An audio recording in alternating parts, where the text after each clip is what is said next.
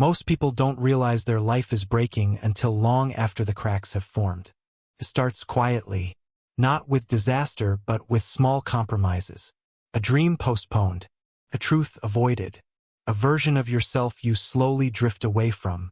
Days blur into weeks, and the mind becomes a maze of habits you never chose, beliefs you inherited, and routines you perform without asking why. You look around one day, and nothing is wrong. Yet nothing feels right. Philosophers warned us about this long ago. Socrates called it the default sleep of humanity. Marcus Aurelius called it living as if you were already dead. Nietzsche called it slow suicide, the gradual abandonment of the self. In a world built to distract you, the greatest danger is not failure or pain or uncertainty. It is drifting. It is becoming a stranger to your own potential. Tonight, we're not here to admire philosophy. We're here to use it, to rebuild the architecture of your mind, to examine the invisible forces shaping your life, and to reclaim the part of you that refuses to disappear. This isn't motivation. It's an awakening. The inherited mind, how you became someone you never chose. Most people live with a mind they never built. They inherit their beliefs the way they inherit their last name, quietly, unconsciously, without ever realizing it. Long before you could think for yourself, the world was already thinking for you. Your parents passed down their fears. Your culture shaped your values. Your school taught you what success looks like. Your society told you what you should desire, what you should avoid, what you should chase, and what you should fear. By the time you reached adulthood, you were already carrying a full identity built by other people. This is the tragedy of the unexamined mind. It does not feel stolen. It feels familiar. You grow up thinking your opinions are yours. Your goals are yours.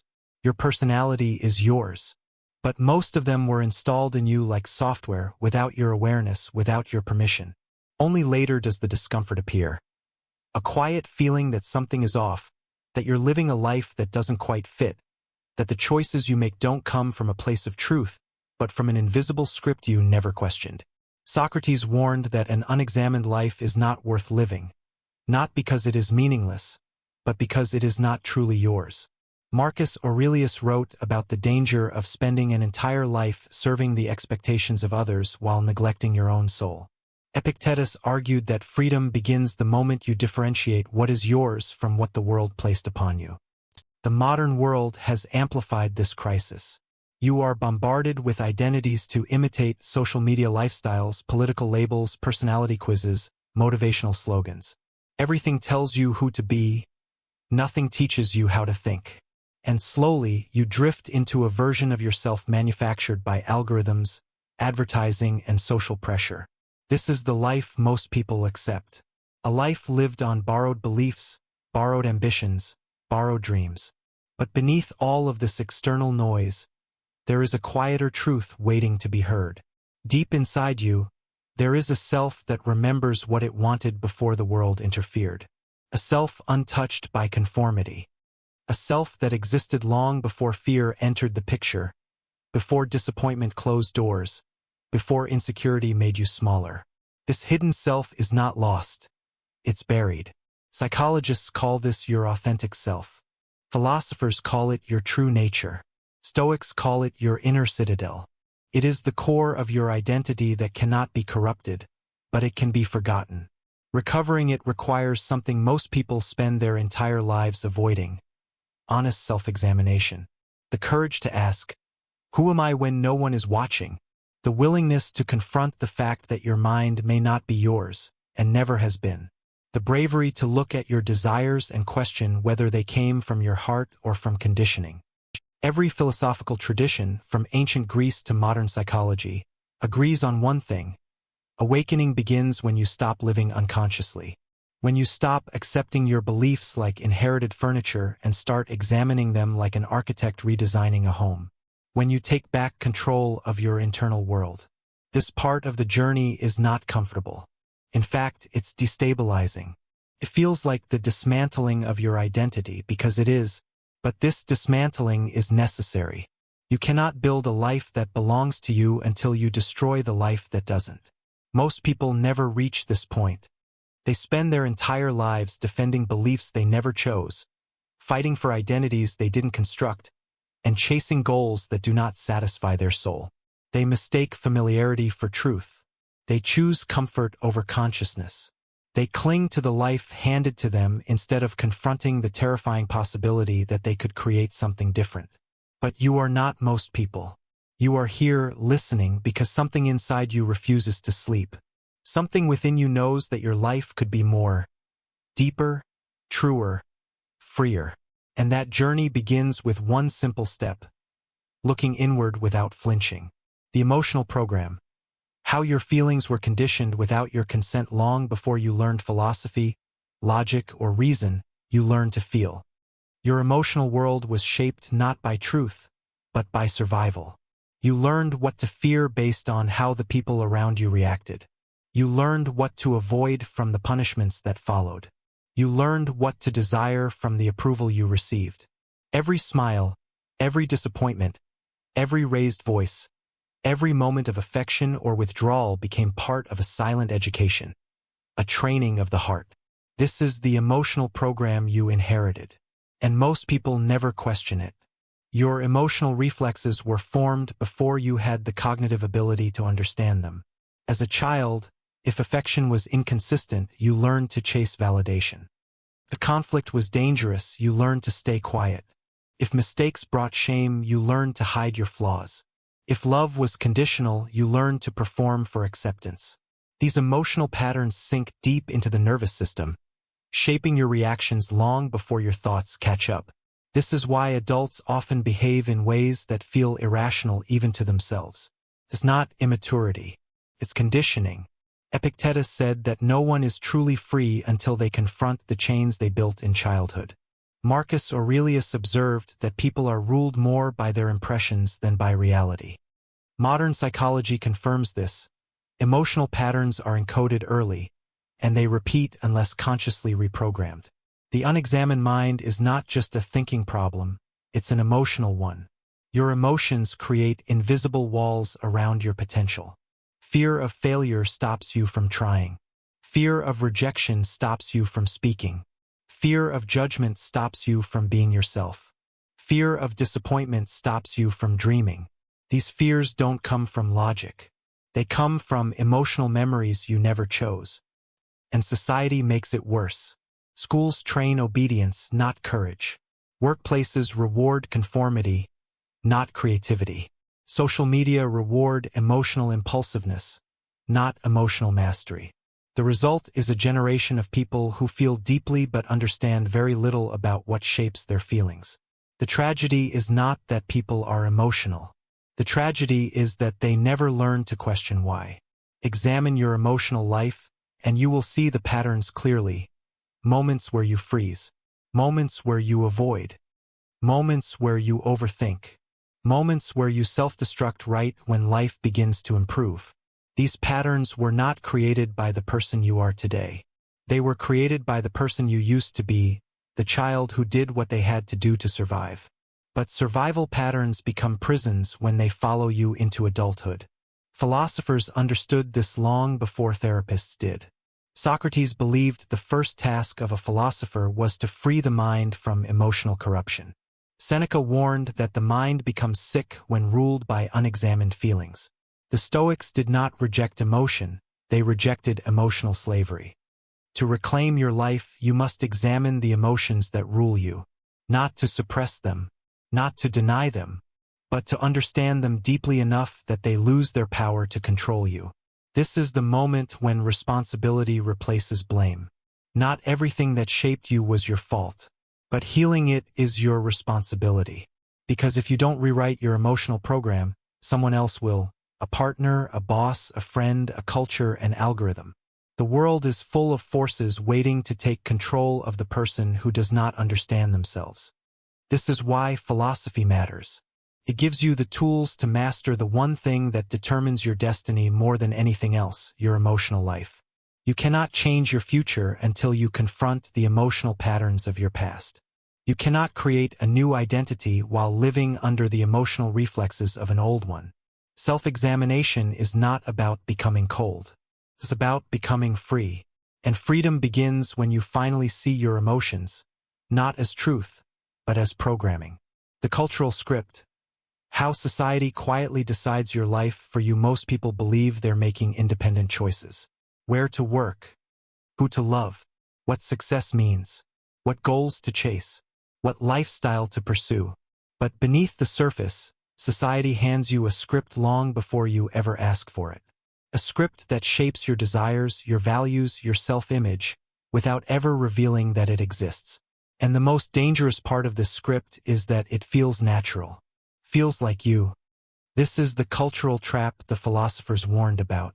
Socrates questioned the values of Athens not because he wanted to rebel, but because he recognized how easily society manufactures consensus. Nietzsche argued that most people mistake herd morality for personal conviction. The Stoics insisted that the world trains you to care about the wrong things. Reputation, wealth, approval, status, illusions disguised as virtues. Modern psychology agrees. The human mind is wired to imitate its environment. Not consciously, but automatically. Your desires often reflect what you've been exposed to, not what you truly want. Consider how early this script begins. You're told what a good life looks like. You're told what a successful person does. You're told what is respectable, admirable, normal. By school, by family, by culture, by the quiet expectations that shape everything from your social circle to the way you think about happiness. And without noticing it, you begin living not a life of intention, but a life of compliance. You adopt the goals society rewards. Be productive. Be likable. Be stable. Be acceptable. Be impressive. Rarely are you encouraged to be yourself. The cultural script also dictates failure. It tells you which dreams are unrealistic, which risks are unacceptable, which behaviors are embarrassing. It defines your limits before you ever test them. But here is the truth that most people avoid. A life lived according to the cultural script always ends in quiet dissatisfaction. Because it is a life constructed by external approval rather than internal truth. Look at the world around you. So many people are anxious not because they are doing poorly, but because they are succeeding at the wrong things. They chase careers they don't care about. They enter relationships that numb rather than nurture. They buy things to impress people they don't respect. They follow routines that suffocate the soul. And underneath it all, there is a subtle, persistent feeling of loneliness. A sense that you are not living your own life. The cultural script does not create happiness. It creates conformity dressed as stability. Philosophers saw this clearly. Marcus Aurelius wrote that a person who tries to please everyone ends up pleasing no one, not even themselves. Seneca warned that life is wasted when you let others define what is worth pursuing. Epictetus insisted that freedom begins when you stop seeking permission to live according to your nature. To reclaim your life, you must confront the script directly. Ask yourself, where did this desire come from? Why do I care about this goal? Whose approval am I chasing? What version of myself am I betraying to fit in? This is the beginning of philosophical awakening, not rebellion for its own sake, but inner honesty. Because here's the paradox. The more you conform to society's expectations, the more disconnected you feel from yourself. And the more you reject superficial validation, the more connected you become to a deeper identity. The only meaningful life is the one you build intentionally. Not the one handed to you at birth. Not the one shaped by algorithms or strangers. Not the one dictated by social pressure. But the one aligned with your inner nature, your reason, your purpose, your truth. Most people never examine the script. They follow it until their final breath. But those who choose to question it earn a reward that society cannot give. Self-direction. Self-respect. Self-ownership. This is the moment your life begins to belong to you again. The illusion of choice. Why you believe you're deciding your life, but aren't most people think they're making choices. They feel the tension of decision, the illusion of control, the comfort of believing, I chose this path. But when you examine these choices closely, something unsettling appears. Most decisions were made long before you ever consciously thought about them. You're choosing from a menu the world created for you. Not from your own mind. Not from your own values. not from your own nature. Philosophers call this false freedom, the belief that you're acting freely when your actions are actually determined by unconscious forces, emotional conditioning, cultural programming, and psychological inertia. Consider how many of your choices were predetermined. Your career path shaped by early praise or criticism. Your relationships shaped by emotional patterns formed in childhood. Your political views shaped by family, region, or media exposure. Your goals shaped by cultural reward systems. Your fears shaped by past wounds you didn't choose. You think you're deciding, but your conditioning is deciding for you. This is why the unexamined mind lives a life that feels predictable, repetitive, and strangely hollow. Not because the person lacks intelligence, but because their choices lack sovereignty. Socrates warned that the greatest prison is the one you do not see. The Stoics believed the mind is enslaved not by external chains, but by internal assumptions. Spinoza argued that people feel free because they are aware of their desires, but unaware of the causes behind them. You are not free simply because you want something. You are free only when you understand why you want it. Modern neuroscience takes this even further. Most decisions occur in the subconscious mind seconds before the conscious mind becomes aware of them. The brain decides, the mind justifies. You act first, rationalize later. What feels like a deliberate choice is often an automated pattern.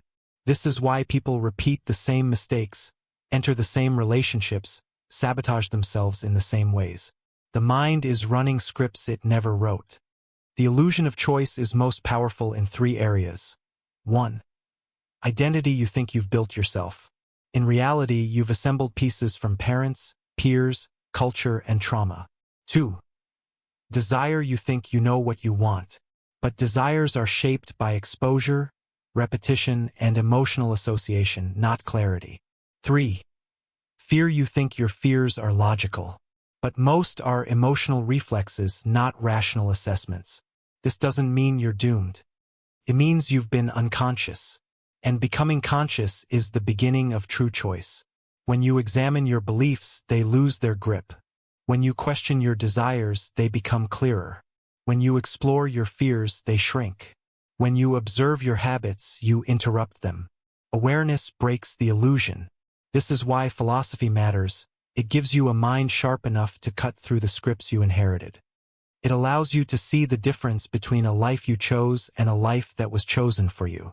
True choice begins when you start thinking for yourself.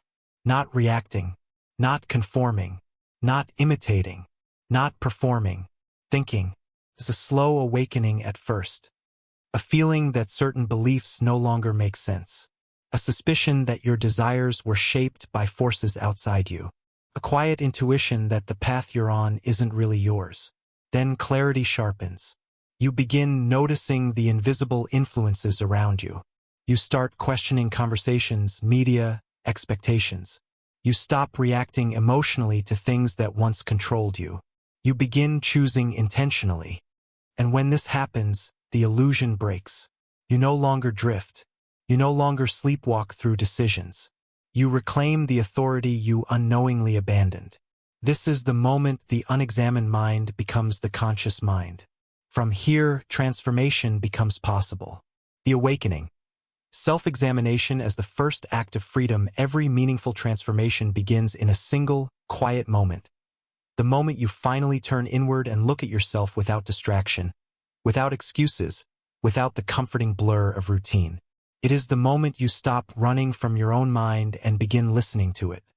This is self-examination, and it is the first act of freedom. For most people, life becomes a collection of habits they never questioned. Years pass, choices blur, identity hardens. But beneath that hardened surface is a truth waiting to be uncovered. The life you're living is only one version of what could be, and the person you've become is only one possibility among many. Philosophers understood this long before psychology existed. Socrates believed that the unexamined life is not merely incomplete, it's uninhabited. A life lived without reflection is a life lived asleep. Marcus Aurelius wrote that you must retreat into your own mind regularly, not to escape the world but to understand your place within it. Epictetus argued that you cannot be free while obeying impulses you don't understand. Self-examination is the process of taking back your mind. It begins with uncomfortable questions. Why do I react the way I do? Why do I fear the things I fear? Why do I chase the goals I chase? Why do I tolerate situations that drain me? Why do I repeat the same emotional patterns? Most people avoid these questions because they threaten the identity they've built. Real self-reflection demands honesty, brutal, unfiltered honesty. It requires confronting the behaviors you've justified, the lies you've told yourself, the insecurities you've ignored, and the fears you've normalized. But honesty is not an attack. Honesty is liberation. When you finally confront the truth, something extraordinary happens. The world stops feeling like a pressure and starts feeling like a choice.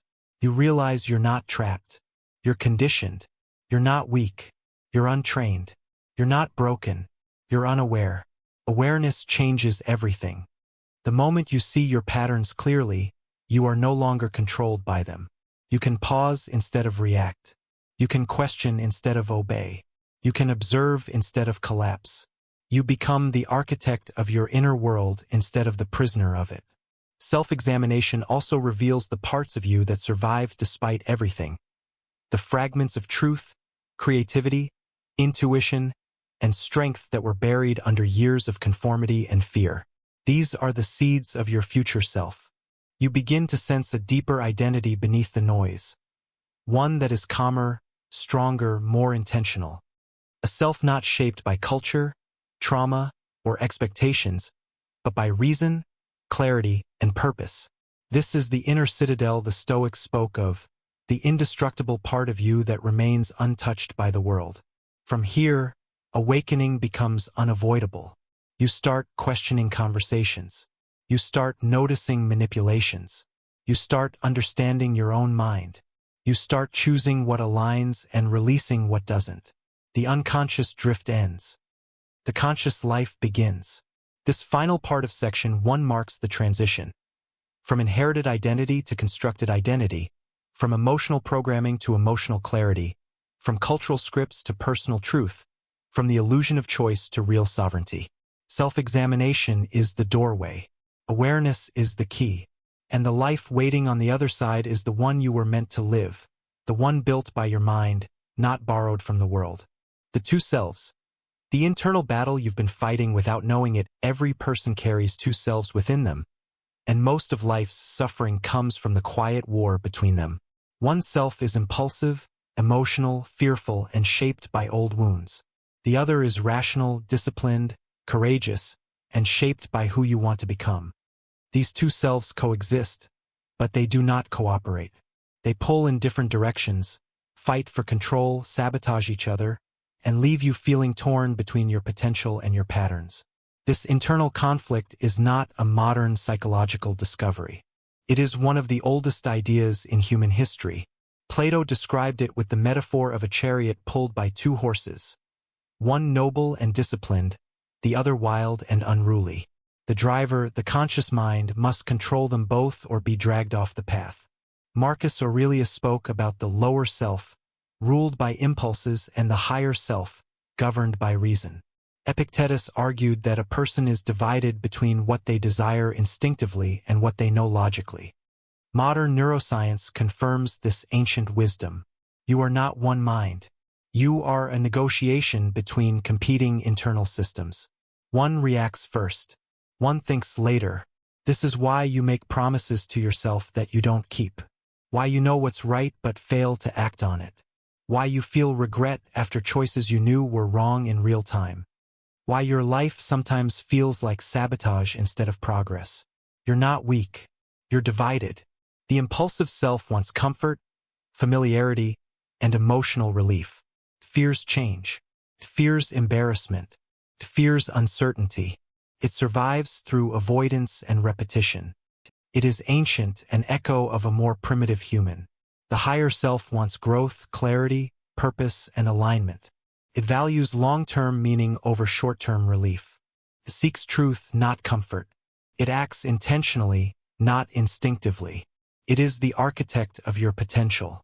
The tragedy is that most people spend their lives obeying the impulsive self while wishing for the results of the higher self.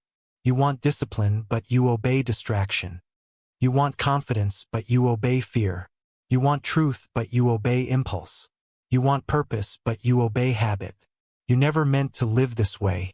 You just never realized there were two versions of you fighting for control. Philosophers saw this war clearly. Seneca wrote that the greatest battles are fought within, not around us. Marcus Aurelius urged himself to stand upright, not be held upright, reminding himself that weakness comes from internal conflict, not external pressure. Epictetus taught that freedom comes when the higher self becomes your default identity. But here's the most important truth. The higher self cannot win by force. It wins through alignment, not dramatic motivation, not emotional hype, not sudden bursts of willpower. Alignment. The moment your values, actions, and intentions begin matching, the impulsive self loses power. Its emotional voice becomes quieter. Its demands feel less convincing. Its influence weakens. This is why you feel more stable when you live with discipline. Why you feel more confident when you keep your word. Why you feel more grounded when you act with clarity. These actions strengthen the higher self and shrink the impulsive one. Your internal division is not a flaw, it is a design. The lower self protects your survival. The higher self builds your life. They are both part of you, but only one should lead. This part of the journey begins with awareness. Once you see the two selves clearly, you can stop blaming yourself for inconsistency and start directing your internal world with intention. From here, you begin learning how to strengthen the higher self and silence the part of you that keeps your life small. The enemy within, how your own mind sabotages your growth. Every person wants to grow, but very few understand why they keep falling back into the same patterns that destroy their progress. It's not bad luck. It's not a lack of discipline. It's not a moral flaw. It is self-sabotage. And the most dangerous part of self-sabotage is that it often feels logical while it's happening. Your mind protects you using strategies that once helped you survive, but now prevent you from evolving. These strategies, built across years of emotional conditioning, work in silence. They disguise themselves as caution, rationality, practicality. They present themselves as good ideas, but underneath they serve one purpose: to keep you inside the boundaries of your old identity. Self-sabotage is not an attack. It's a defense mechanism. You sabotage yourself because your old identity feels safer than your potential. You sabotage yourself because failure feels predictable while success feels terrifying. You sabotage yourself because discomfort activates emotional memories you don't want to relive.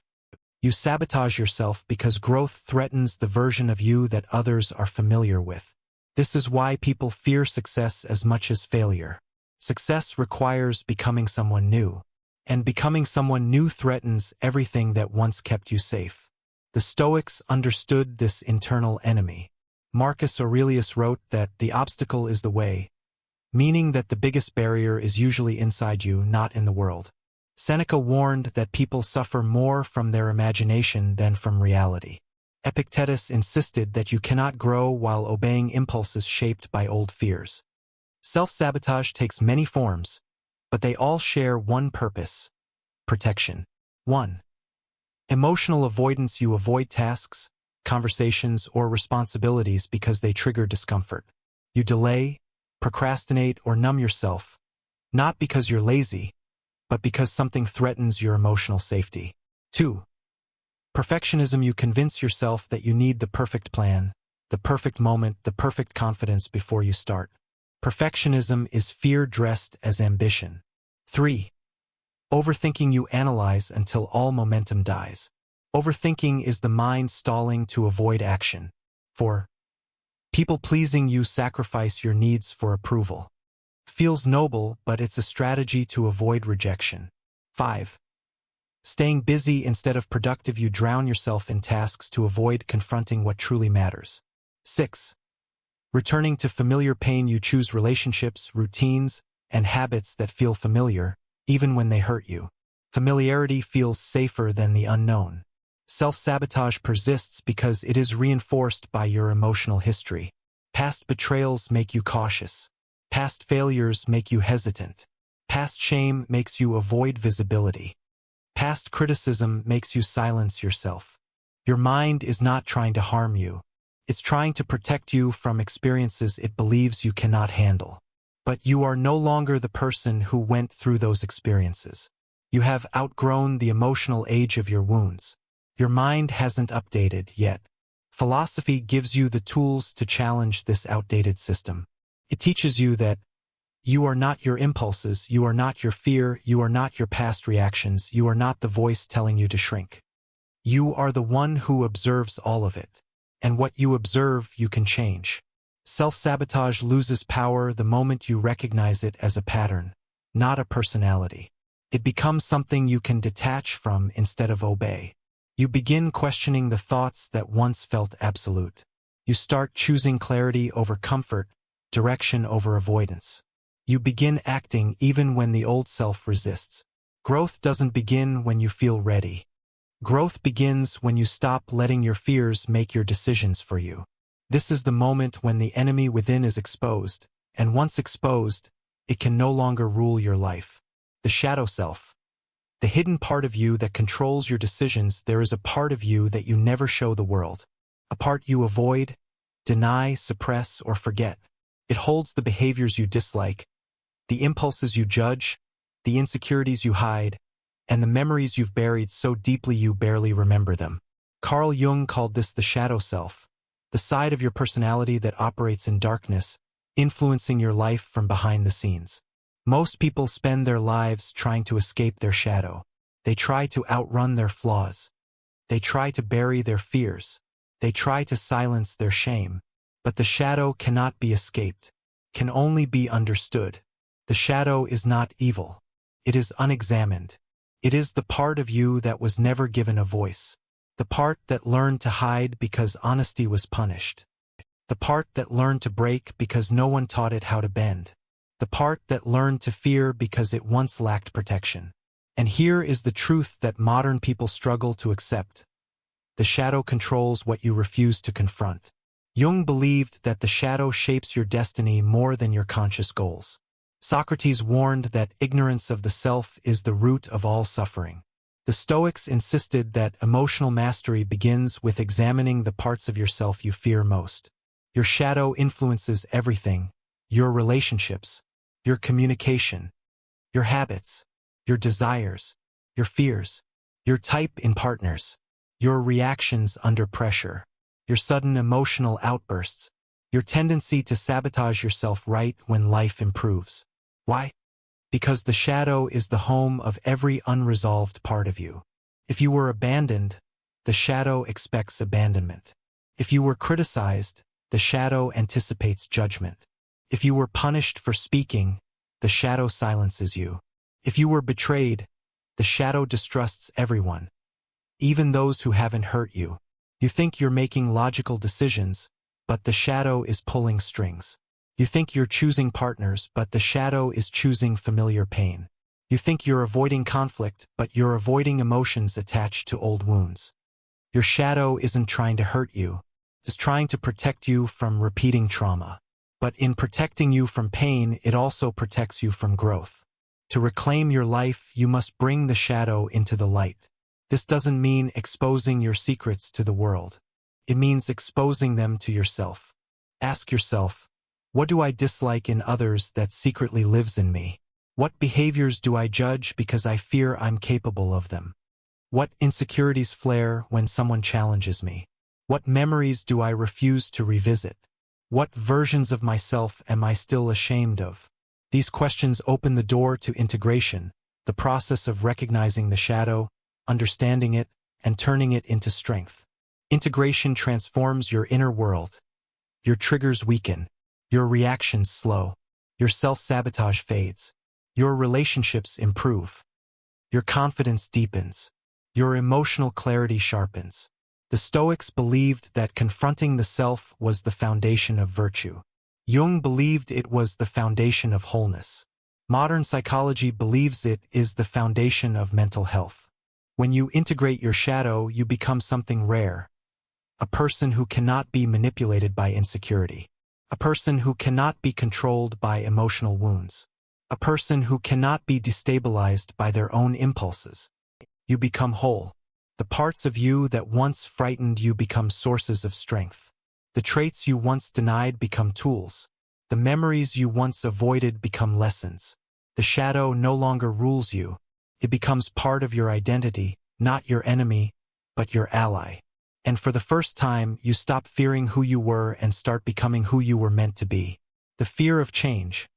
Why your mind would rather suffer than evolve. Change sounds inspiring when imagined from a distance. A better life, a stronger self, clearer mind, a healthier identity, a future built with intention instead of habit. But when the moment of transformation actually arrives, something strange happens. Your mind resists it with a force that feels almost physical. You hesitate, you stall, you panic, you retreat into the familiar. And suddenly, the comfort zone you've been trying to escape becomes a prison you willingly step back into. Why does the mind fear change so intensely, even when the current reality is painful? Because the mind cares more about familiarity than happiness.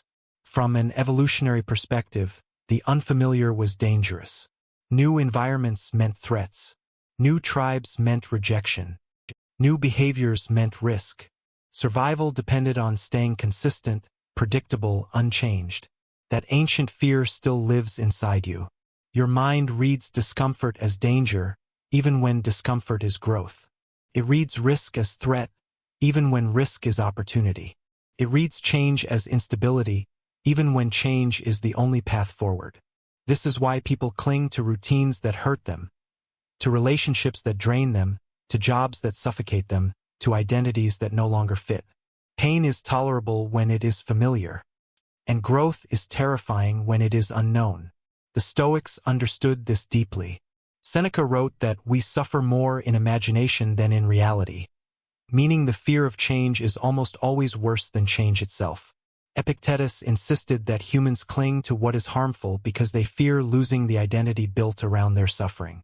Marcus Aurelius reminded himself daily that change is not the enemy, but the nature of the universe. And modern psychology agrees. The brain is wired to seek patterns, not progress, to maintain equilibrium, not evolve, to avoid cognitive dissonance, even if it means sabotaging your own potential. Your fear of change is not a flaw. It is an ancient instinct fighting a modern life. But here's the truth that separates those who stagnate from those who grow. You don't overcome fear by eliminating it. You overcome fear by moving despite it. Courage is not the absence of fear. Courage is the decision that something else matters more. The fear of change manifests in subtle psychological ways. 1. Rationalization. You create excuses that sound logical but are really emotional avoidance. I'm not ready. I need more time. It's not the right moment. 2. Identity attachment. You cling to outdated versions of yourself because they feel safe, even if they're destroying your life. 3. Catastrophizing. Your mind exaggerates the risks of change and minimizes its benefits. 4.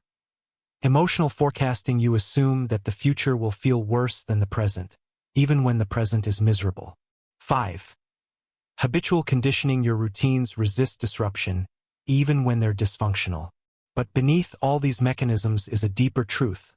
Your mind fears losing the person you used to be, because becoming someone new means confronting everything you've been avoiding: your shadow, your wounds, your insecurities, your unresolved past, your real potential. To change yourself is to kill an identity that once helped you survive. This feels like psychological death, and the mind resists it with everything it has. But the people who transform their lives understand something crucial. The death of the old self is not a tragedy. It is a birth. You will not become lost. You will become whole. You will not become weaker. You will become grounded. You will not lose your identity. You will lose your limitations. Change becomes possible the moment you accept that fear is not a stop sign. It is a signal that you are stepping into territory your old self never reached. And if you keep moving, something remarkable happens. the fear dissolves. The mind adjusts. The new identity becomes familiar. And what once terrified you becomes your new normal. This is the psychological alchemy of transformation. Fear turning into strength. Uncertainty turning into clarity. Change turning into evolution. The inner rebellion. Taking back control of your mind, there comes a moment in every person's life where something inside them refuses to keep living the way they have been. It doesn't happen loudly. It doesn't arrive with lightning or revelation. It begins quietly. An unsettling feeling, a subtle dissatisfaction, a small but undeniable truth. You are living below your potential. This is the moment the inner rebellion begins. It is not a rebellion against society, or against other people, or against circumstances. It is a rebellion against the part of you that has been sleepwalking, against the habits that have controlled your life, against the fears that have dictated your choices, against the old identity that has overstayed its welcome. The inner rebellion is the turning point where you stop obeying your impulses and start directing your destiny. Socrates believed rebellion against ignorance is the birth of wisdom. Marcus Aurelius believed rebellion against impulse is the birth of strength. Epictetus believed rebellion against illusion is the birth of freedom. Jung believed rebellion against the shadow is the birth of wholeness. Every philosophical and psychological tradition agrees on one thing. All meaningful change begins when you challenge the version of yourself that has kept you small. The inner rebellion begins in 3 stages. 1. Awareness. You start noticing your habits with honesty instead of denial. You realize your patterns are predictable. You understand that your reactions are not destiny. You see the mechanics of your mind, automated, repetitive, unconscious. This awareness breaks the illusion of helplessness. 2. Resistance. You begin resisting your impulses instead of obeying them. When fear tells you to freeze, you move. When insecurity tells you to shrink, you stand tall. When habit tells you to quit, you continue. This is the stage where discomfort appears, not as suffering but as liberation. 3. Redirection. You start acting like the version of yourself you actually want to be. Not by waiting for motivation, but by choosing alignment. Every time you make a choice that matches your values instead of your fears, you take back a piece of your mind. This is rebellion, not in chaos, but in clarity. Not in anger, but in sovereignty. The inner rebellion is a fight for the throne of your own mind. Because for years, even decades, your thoughts have been shaped by external forces. Family expectations, childhood conditioning, cultural scripts, emotional wounds, unconscious fears, social pressure, invisible habits. These forces built a version of you that survived, but did not flourish. To reclaim your mind, you must dismantle these influences piece by piece. But here is the truth that most people avoid acknowledging. Rebellion requires sacrifice. You must sacrifice the comfort of being understood for the freedom of becoming authentic. You must sacrifice the ease of routine for the challenge of evolution. You must sacrifice the old self that kept you comfortable for the new self that will make you powerful. This is psychological death and rebirth. This is the collapse of the old identity to make space for the new one. The Stoics taught that a person becomes unshakable when they no longer fear losing parts of themselves that were never truly theirs. Carl Jung taught that you cannot become whole until you confront the parts of yourself that you've rejected. Modern psychologists teach that growth requires breaking emotional homeostasis, the mind's addiction to the familiar. The inner rebellion is not a moment. It is a decision to stop drifting, a decision to stop obeying the emotional patterns of your past, a decision to live life with conscious intention.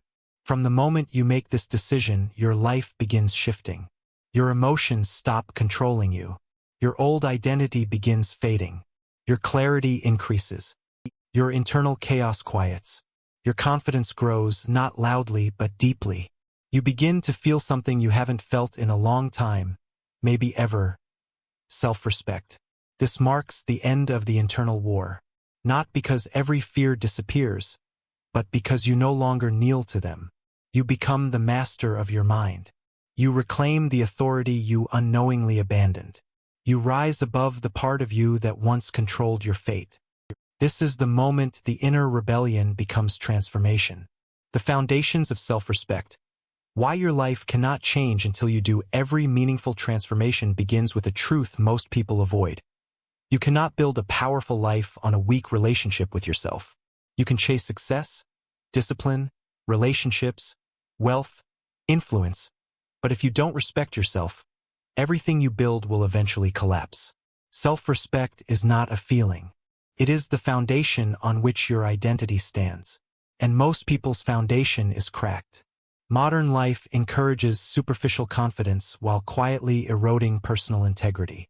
We post affirmations, talk about boundaries, and read motivational quotes, but internally, many people feel hollow.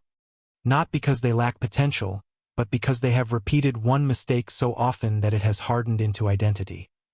They break their own promises. You say you'll wake up early. You don't. You say you'll stop talking to someone toxic. You don't. You say you'll commit to a goal. You don't. You say you'll change. You don't. Each broken promise is small, but the psychological damage is immense. Your mind begins to see you as unreliable. And when you lose trust in yourself, everything else begins to crumble. Marcus Aurelius wrote that the soul becomes stronger when actions match principles. Epictetus believed self-respect grows from one thing alone: consistency. Seneca warned that a person who cannot govern themselves will be governed by their impulses. Self-respect is earned through alignment, not intention. You don't feel confident because of positive thoughts. You feel confident because you act in a way that deserves respect. The architecture of self-respect rests on 3 pillars. 1. Personal standards. Your standards are the invisible lines that define who you are. But most people's standards are negotiable. They adjust based on mood, loneliness, fear, or the need for approval.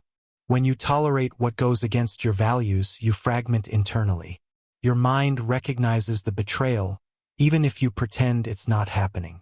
Self-respect begins the moment you stop tolerating what hurts you. 2. Integrity of action. Most people don't lack discipline, they lack alignment. They set goals based on emotion instead of values. They wait for motivation instead of building structure. They chase outcomes instead of crafting identity. When your actions contradict your values, shame grows. When your actions match your values, confidence grows. You do not need perfection. You need consistency. 3. Emotional sovereignty. Self-respect cannot exist without emotional independence. If your mood is controlled by other people, your self-worth will always be unstable. If your decisions depend on approval, your identity will always be fragile. If your boundaries collapse under pressure, your life will always feel chaotic. Emotional sovereignty is not emotional numbness. It is the ability to remain aligned even when emotions surge. This is where Stoic philosophy shines. The Stoics were not cold, they were disciplined. They practiced mastery over the one thing they could control: their own choices.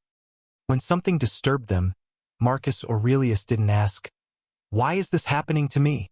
He asked, "Is this within my control?" The answer shaped his identity. Self-respect is built the same way.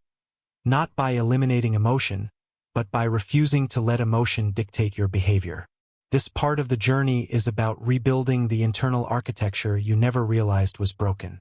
It begins with one realization: you cannot respect yourself while betraying yourself. Every choice you make is a vote for or against your future self. Every habit reinforces a version of you, strong or weak. Every promise you keep is a stone in the foundation of your character. This is the moment you stop seeking respect from others and start earning it from yourself. Because once you respect yourself, your standards rise, your boundaries strengthen, your relationships improve, your presence deepens. Self-respect is not confidence. Self-respect creates confidence. And from this foundation, an entirely new identity can finally begin to grow. The foundations of self-respect. The moment you decide your life matters, there is a point in every transformation where you stop trying to escape your past and begin building your future. This shift doesn't come from motivation or anger or desperation. It comes from something deeper: the realization that you deserve a life that reflects your potential, not your fears. This realization marks the birth of self-respect. Self-respect does not begin with confidence. It begins with responsibility. It begins the moment you stop blaming circumstances for your stagnation. It begins the moment you stop waiting for permission to act. It begins the moment you decide that your life is not something that happens to you, but something you create. Most people never experience this shift. They aren't weak, they're distracted. They spend years surviving, conforming, pleasing, performing. They build their identity around external approval, never realizing that approval has nothing to do with self-respect. Self-respect is internal. It comes from alignment. It comes from the quiet knowledge that your actions match your values. The Stoics understood this better than anyone. Marcus Aurelius wrote that your dignity is formed by the decisions you make when no one is watching. Seneca believed that a person becomes strong not through praise, but through discipline. Epictetus taught that self-respect is impossible for someone who lives according to impulse instead of intention. Self-respect begins with one powerful question.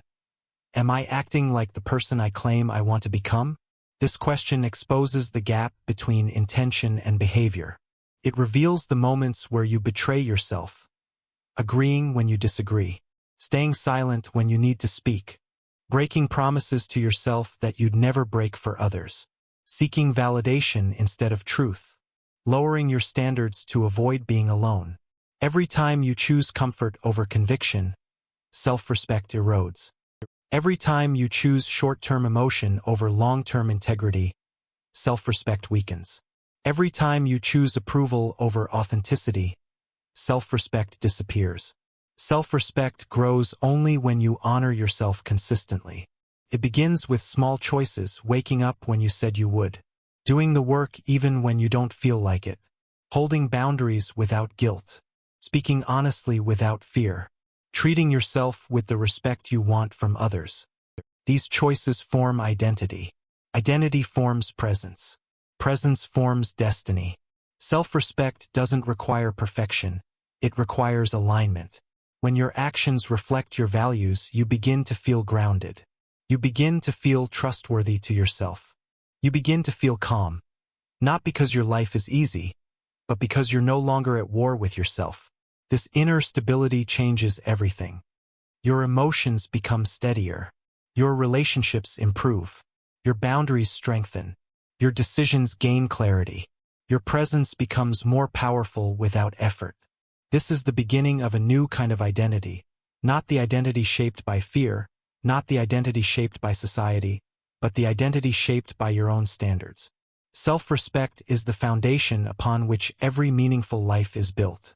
Without it, your life becomes a negotiation.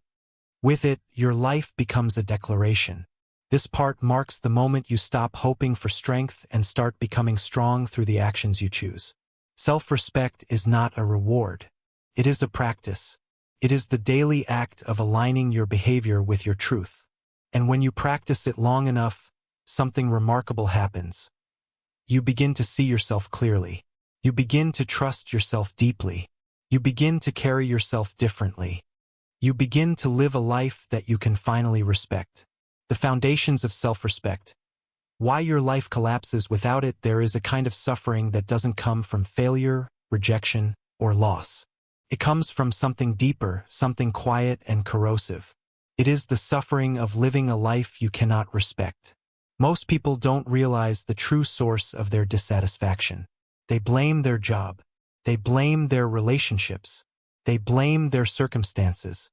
But beneath all these surface frustrations is a single truth. You cannot feel fulfilled while acting beneath your own standards. Self-respect is the foundation of identity. Without it, success feels hollow. Without it, relationships feel unbalanced. Without it, achievement feels meaningless. Without it, you become a stranger to your own potential. Self-respect is not confidence. It is not pride. It is not ego. It is alignment. It is the quiet, unshakable feeling that your actions match your values.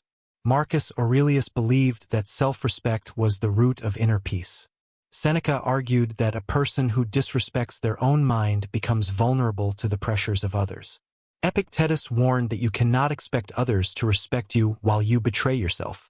Modern psychology agrees. A person who lacks self-respect becomes dependent on external validation, emotionally unstable, easily manipulated, and incapable of consistent discipline.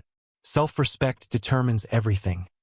How you speak, how you move, how you choose, how you tolerate, how you love, how you allow others to treat you, and most importantly, how you treat yourself. You lose self-respect in small ways long before you feel the consequences. When you make promises to yourself that you repeatedly break. When you allow fear to speak louder than your values. When you stay silent to avoid conflict. When you accept behavior that violates your boundaries. When you settle for less because you fear being alone. When you live as if your comfort matters more than your potential. Every time you choose the easier path over the meaningful one, self-respect erodes. Not dramatically, quietly, and then the symptoms appear. A vague dissatisfaction you can't explain. A constant sense of anxiety or restlessness. A feeling that something inside you is fading. A resentment toward others that masks the resentment toward yourself.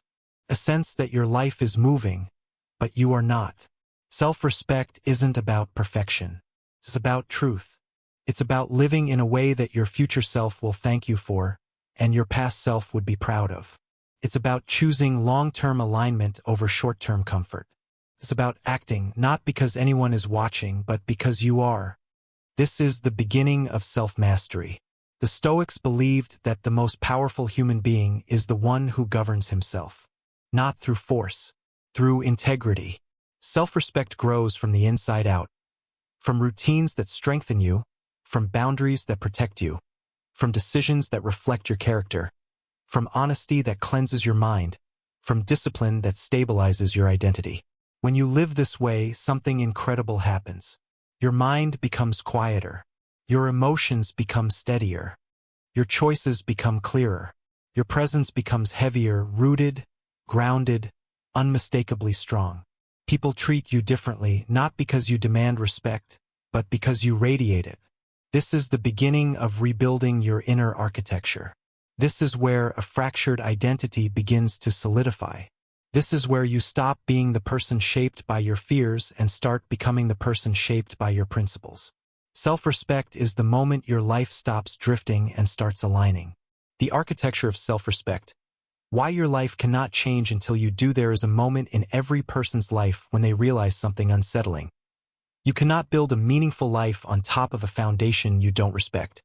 You can accumulate achievements, relationships, routines, and opportunities, but if you do not respect the person making the choices, everything eventually collapses.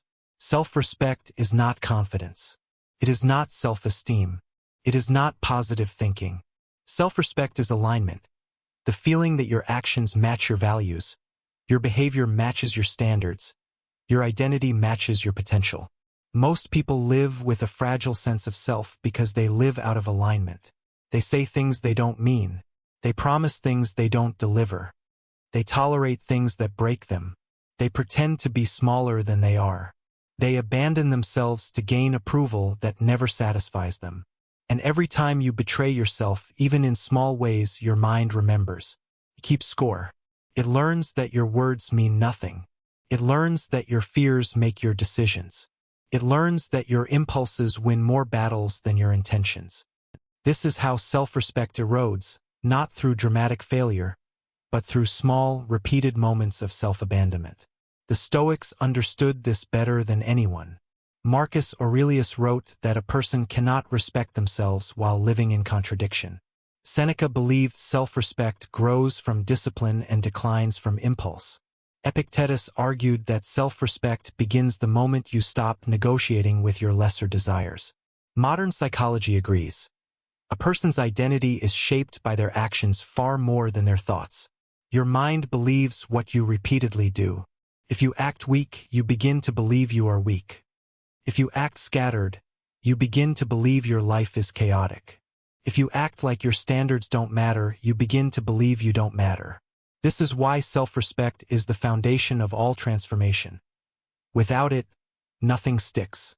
No habit lasts. No goal feels meaningful. No boundary holds. No relationship improves. No discipline survives pressure. But with self-respect, everything becomes easier. Your discipline becomes natural. Your boundaries become effortless. Your decisions become cleaner. Your presence becomes grounded. Your relationships become healthier. Self-respect is not built by thinking better, it's built by behaving better. This part of the journey begins with one essential question. What would my life look like if I stopped abandoning myself? Most people do not realize how often they give up pieces of themselves in exchange for comfort or approval. They stay silent when they need to speak. They stay small when they need to rise. They stay passive when they need to choose. They stay agreeable when they need to set boundaries. Self-respect grows when you reverse these patterns. Every time you keep a promise to yourself, your identity strengthens. Every time you follow through on a difficult decision, your mind learns to trust you. Every time you choose discipline over impulse, your character builds itself brick by brick. Every time you act from intention instead of fear, you reclaim territory from the old self. It does not matter how small the action is. Momentum begins with alignment, not intensity. When your behavior and identity begin to harmonize, something profound happens. You stop needing external validation to feel stable. You stop chasing approval to feel worthy. You stop seeking distraction to avoid yourself. You build quiet internal authority, the essence of Stoic strength. This is the beginning of the architecture of self-respect. You become someone you can count on. You become someone you genuinely admire. You become someone you do not need to run away from. And once this transformation begins, the entire structure of your life starts shifting around it. The foundations of self-respect. Why your life cannot change until you do. There is a moment in every person's life where they realize something quietly devastating. They do not respect themselves. Not because they are weak. Not because they lack talent. Not because life has defeated them. But because, somewhere along the path, they stopped acting in alignment with the person they know they could be. They abandoned their own standards. They tolerated what hurt them. They betrayed themselves for comfort, validation, or fear. And self-respect cannot survive in a mind where the self is treated as optional. This is the hidden crisis of modern life. People don't struggle with discipline. Their problem is identity. They don't struggle with confidence. Their problem is self-betrayal. They don't struggle with motivation. They struggle with the weight of promises they broke to themselves. Philosophers understood this long before psychology existed. Marcus Aurelius insisted that a person's character is measured by the alignment between their actions and their principles. Seneca warned that no one can despise their own behavior and still feel whole. Epictetus believed that every act of self-betrayal steals a piece of your inner power. Self-respect is not a feeling. It is a consequence. It grows when your values and actions match. Collapses when they don't. Most people don't lose respect for themselves dramatically. It happens quietly. You say you'll wake up early, but you don't. You say you'll focus, but you scroll. You say you'll walk away, but you stay. You say you'll start, but you delay. You say you'll stop, but you continue. Every broken resolve leaves a mark. Not a visible scar, an internal fracture. And over time, those fractures accumulate until you no longer trust your own word.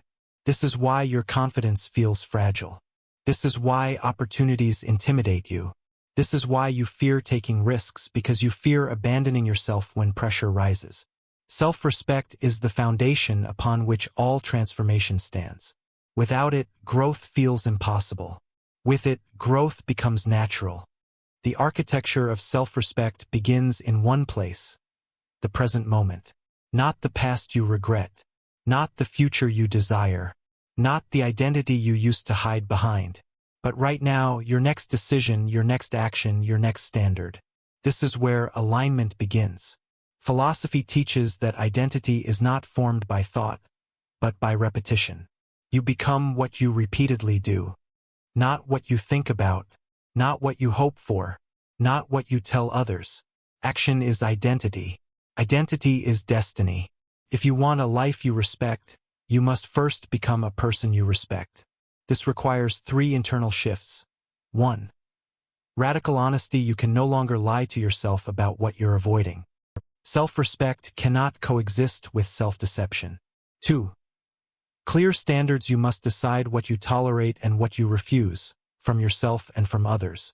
Without standards, the world will give you its own. 3. Consistent alignment. Self-respect grows through the small, unglamorous choices you make daily. The decisions no one witnesses but you. When these shifts begin, something powerful happens.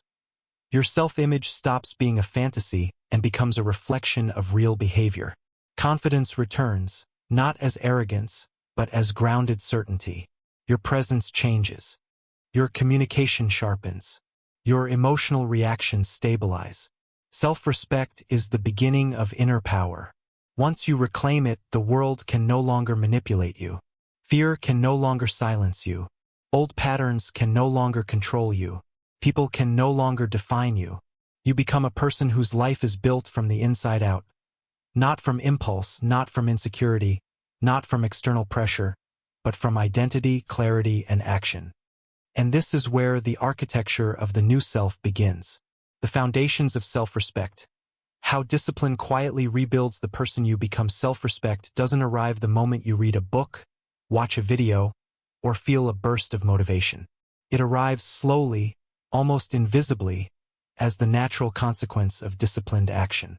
Not harsh discipline, not shame-based discipline, but the calm, consistent discipline that tells your mind, I can rely on myself now. Most people misunderstand discipline.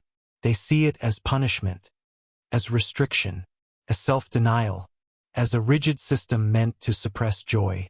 But real discipline is not a cage.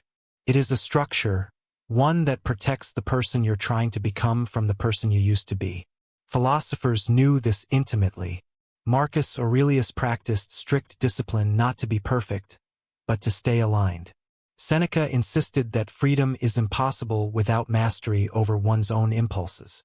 Epictetus taught that discipline is the act of completing the character you intend to build. Discipline is not what makes you harsh.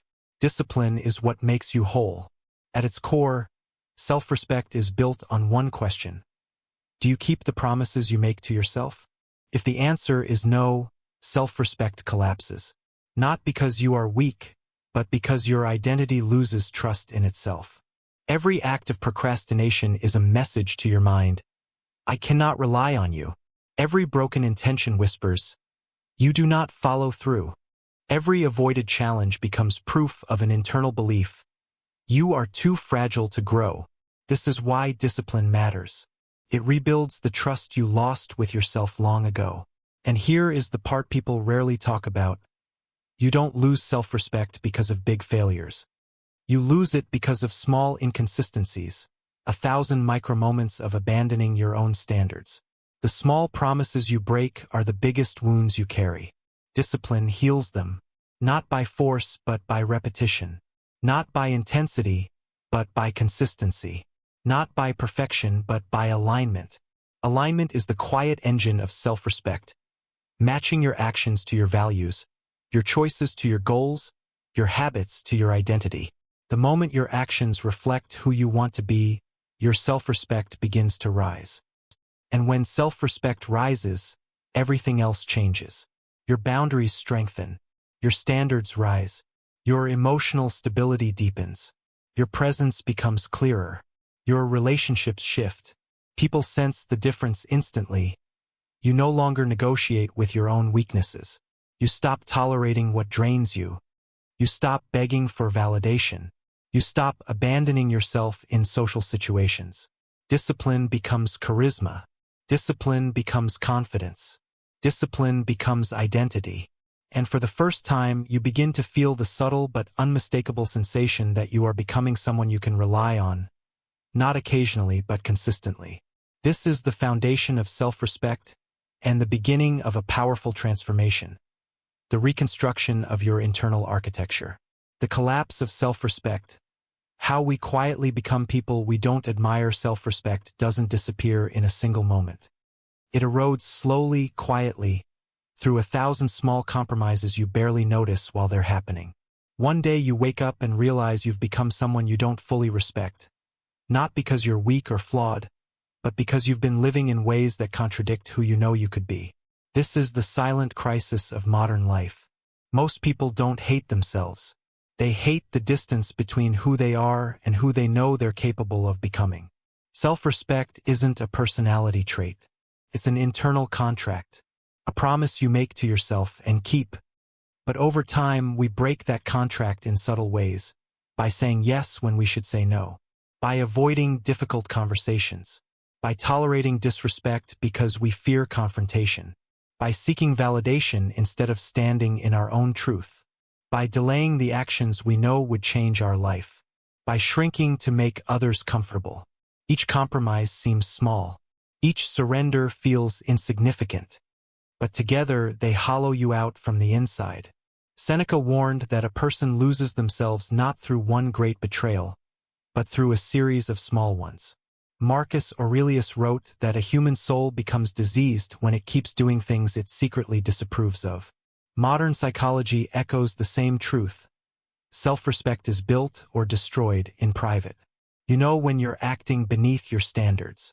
Your mind keeps the score. Your body feels the weight. Your confidence cracks in places you pretend not to notice. This is the root of internal collapse. You can lie to the world about who you are, but you cannot lie to yourself. And here's the paradox: the world often rewards the very behaviors that destroy self-respect. It praises your availability when it should respect your boundaries. It applauds your self-sacrifice when it should question your silence. It encourages your busyness when it should question your direction. So you keep abandoning yourself, and the world keeps clapping. Philosophers understood this danger long before social media magnified it. Marcus Aurelius warned that living for applause makes you a slave. Epictetus argued that the person who depends on external validation has already lost themselves. Nietzsche wrote that a life without self-respect becomes a performance instead of an existence. This part of the journey is about rebuilding the person within, not through ego, not through perfection, but through alignment. Alignment means your actions match your values. Your choices match your standards. Your habits match your goals. Your relationships match your dignity. Your inner world matches the identity you claim to have. Self-respect grows in the space between desire and discipline, not in the dreams you imagine, but in the behaviors you repeat. This is where rebuilding begins, not with motivation, but with honesty. Ask yourself, where have I abandoned myself? Where have I tolerated less than I deserve? Where have I betrayed my own standards? Where have I been performing instead of living? Where have I been shrinking instead of rising? These questions hurt because they reveal the truth. It's not that you've failed. It's that you've stopped respecting your own potential. But here is the liberating reality. Self-respect can be rebuilt. Self-respect can be relearned. Self-respect can be reclaimed. Not through grand gestures, not through emotional breakthroughs, but through small, consistent acts of alignment. Every time you keep a promise to yourself, you repair the architecture of your identity. Every time you set a boundary, you fortify your inner citadel. Every time you choose discipline over impulse, you strengthen your higher self. Every time you speak truthfully, you sharpen your inner clarity. Rebuilding self-respect is not about becoming someone new. It is about remembering who you were before the world made you doubt yourself. And once you rebuild it, your presence changes, your energy stabilizes, your relationships evolve, your decisions sharpen, your life begins to align in ways that once felt impossible. Self-respect is not a luxury. It is the foundation of identity. And this is where the reconstruction begins. The foundations of self-respect. Why your life cannot change until you do. Every meaningful transformation begins with one internal shift. The moment you stop negotiating with yourself. Before discipline, before clarity, before purpose, there must be self-respect. Without it, every habit collapses, every goal dissolves, every breakthrough fades. And yet most people go their entire lives without realizing that self-respect is not a feeling. It is a structure, a set of internal laws that govern how you treat yourself, what you tolerate, and what you refuse to become. Self-respect is the architecture of your identity. You cannot think your way into a better life while behaving in ways that betray you. You cannot build confidence while repeating habits you know diminish you. You cannot respect yourself while living in contradiction. This contradiction is the silent suffering of modern life. You want to evolve, but your actions remain aligned with the person you're trying to escape. You want confidence, yet you abandon your promises the moment they become uncomfortable. You want strength, yet you avoid the very challenges that would make you stronger. Self-respect is born in the gap between what you expect from yourself and what you actually do. The Stoics understood this better than anyone. Marcus Aurelius reminded himself that dignity comes from living according to principles, not impulses. Seneca believed that self-betrayal is the deepest form of weakness. Epictetus insisted that freedom begins when your actions obey your values rather than your fears. This is why your life feels unstable when your behavior contradicts your intentions. Your mind becomes divided. Your conscience becomes heavy. Your confidence becomes fragile. You begin shrinking around your own failures. But the good news, the truth philosophers return to again and again, is that self-respect is rebuildable. It begins with small acts that realign your behavior with the identity you want to inhabit. You wake up when you say you will. You finish the task you promised yourself. You speak with honesty instead of performance. You hold a boundary even when it shakes you. You say no when you mean no. You tell the truth even when it costs you comfort. These actions may feel insignificant from the outside, but internally, they restructure your identity brick by brick. Self-respect grows not in dramatic breakthroughs, but in repeated integrity. And with each honest action, something shifts. Your voice becomes steadier, your decisions become cleaner, your presence becomes stronger, your mind becomes quieter. You stop chasing motivation and start living from alignment. In this first stage, you are not becoming a new person. You are remembering who you were before fear began shaping you. The self that acts with intention. The self that keeps promises. The self that deserves loyalty from itself. This is the foundation of self-respect. Choosing the harder right over the easier drift, choosing clarity over chaos, choosing alignment over impulse, choosing yourself over the habits that once controlled you. This part of the journey marks the beginning of something profound, the return to inner authority. From here, the architecture of self-respect expands into discipline, boundaries, honesty, and the kind of grounded presence that changes how you see yourself and how the world sees you. The anatomy of self-respect. Why discipline creates identity. Most people think self-respect is a feeling, something that appears once life finally becomes easier or once they achieve something impressive. But self-respect is not an emotion. It is evidence. It is the psychological result of witnessing yourself follow through. And it is impossible to construct an identity without it. Self-respect is not built in extraordinary moments. It is built in the small, silent hours of your life, when no one is watching, when you choose the harder path, when you refuse to abandon yourself, when you do what you said you would do. This is why discipline matters. Not because it makes you productive, but because it reshapes the relationship you have with yourself. Marcus Aurelius believed that discipline was the art of becoming your own master. Epictetus said that every act of discipline is a declaration of who you intend to be. Seneca argued that without discipline, the mind becomes a servant to impulse. This is what most people never understand. Discipline is not about controlling your behavior. It's about shaping your identity. Every time you keep a promise to yourself, your self-respect rises. Every time you break a promise, your identity weakens. Your mind keeps a record. It knows when you betrayed your effort, your intention, your standard. It knows when you avoided discomfort instead of facing it. Self-respect isn't something you build. It's something you earn from yourself. And the consequences are enormous. When self-respect is low, you tolerate disrespect from others. You silence your voice. You accept crumbs. You negotiate your value. You bend to pressure. You chase approval. You perform instead of express. Not because you're weak, but because your inner world has no foundation.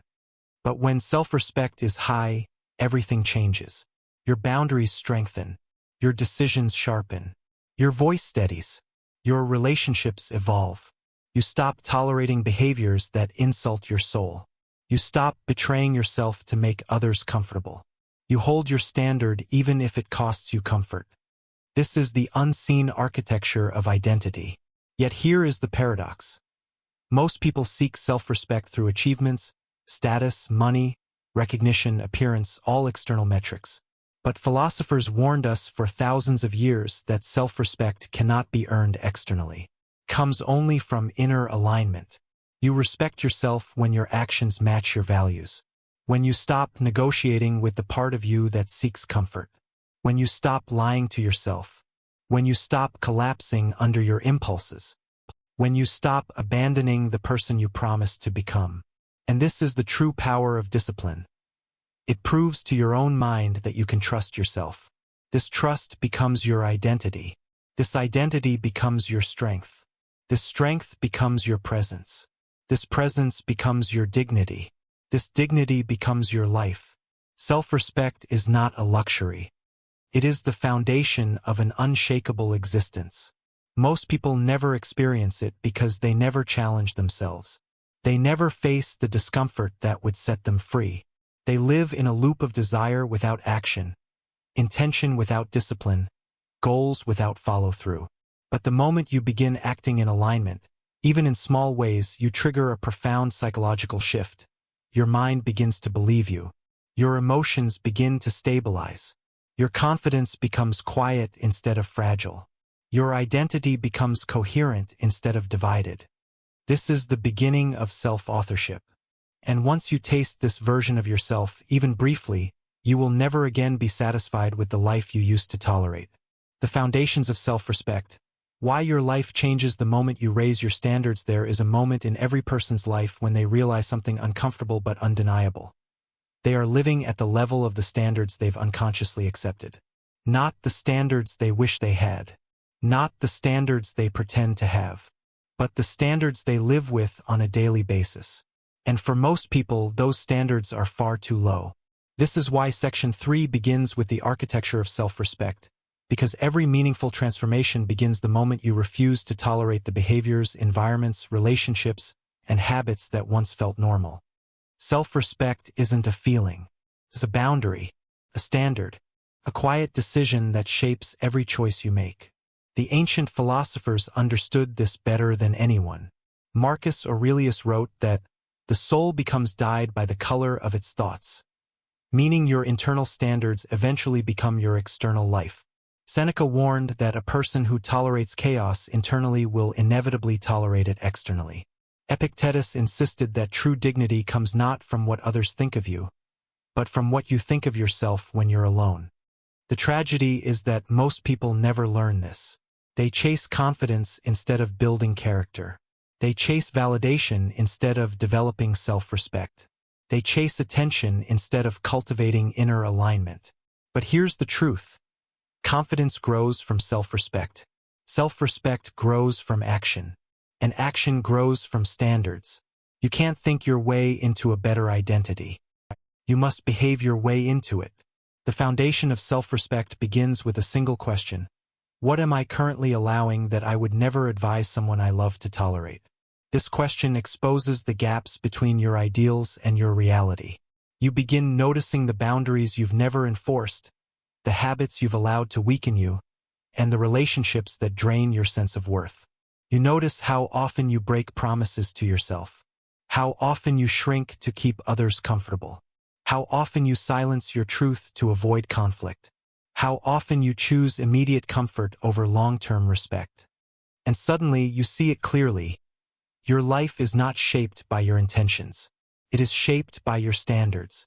Self-respect demands honesty, especially the kind that hurts. Honesty about your laziness. Honesty about your distractions. Honesty about your fears. Honesty about your patterns. Because you cannot build a stronger identity on top of lies. Modern society rewards self-delusion. Stay positive. Don't be too hard on yourself. Love yourself as you are. But the Stoics would say something different. Love yourself enough to stop living below your potential. Respect yourself enough to face your weaknesses. Value yourself enough to build the inner discipline required to live well. This is where the architecture of self-respect truly begins. Not with positive thinking, but with self-confrontation. You start removing the behaviors that make you lose respect for yourself. The procrastination, the excuses, the emotional outbursts, the passive living. You start adding the behaviors that make you feel grounded, capable, and calm. Discipline, clarity, intentional action. You stop negotiating with your weaker impulses. You stop seeking permission to raise your standards. You stop abandoning your truth in exchange for other people's comfort. And slowly, something profound happens. Your internal world begins to stabilize. You speak with more certainty. You walk with more purpose. You think with more clarity. You feel less dependent on approval. You begin attracting people who match your new identity. You begin repelling situations that no longer align. This is the quiet power of self-respect, the shift that changes everything without making a sound. When you raise your standards, life doesn't instantly become easier, but it becomes clearer. And clarity is the beginning of power.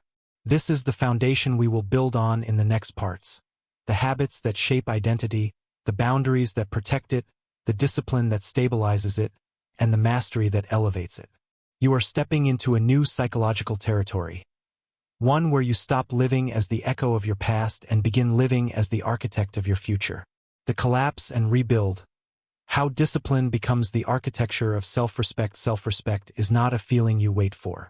It is a structure you build, brick by brick, choice by choice, day by day. Most people think confidence comes from success, praise, or talent. But philosophy teaches something far more confronting. Confidence comes from self-governance, from discipline, from the ability to command yourself and obey yourself. In this part of the journey, the foundation of your identity begins to shift.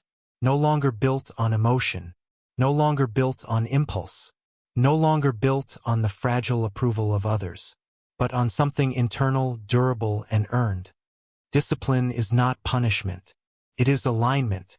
When your actions match your values, the mind becomes quiet. When your intentions match your behavior, self-doubt fades. When your daily routines support your future instead of your past, self-respect takes root.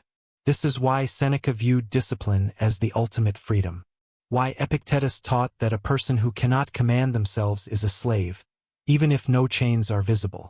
Why Marcus Aurelius wrote pages of reminders to himself each morning. Not because he was weak, but because he understood that discipline is a daily negotiation with the lower self. Modern life has made discipline harder than ever. Your attention is attacked. Your habits are hijacked.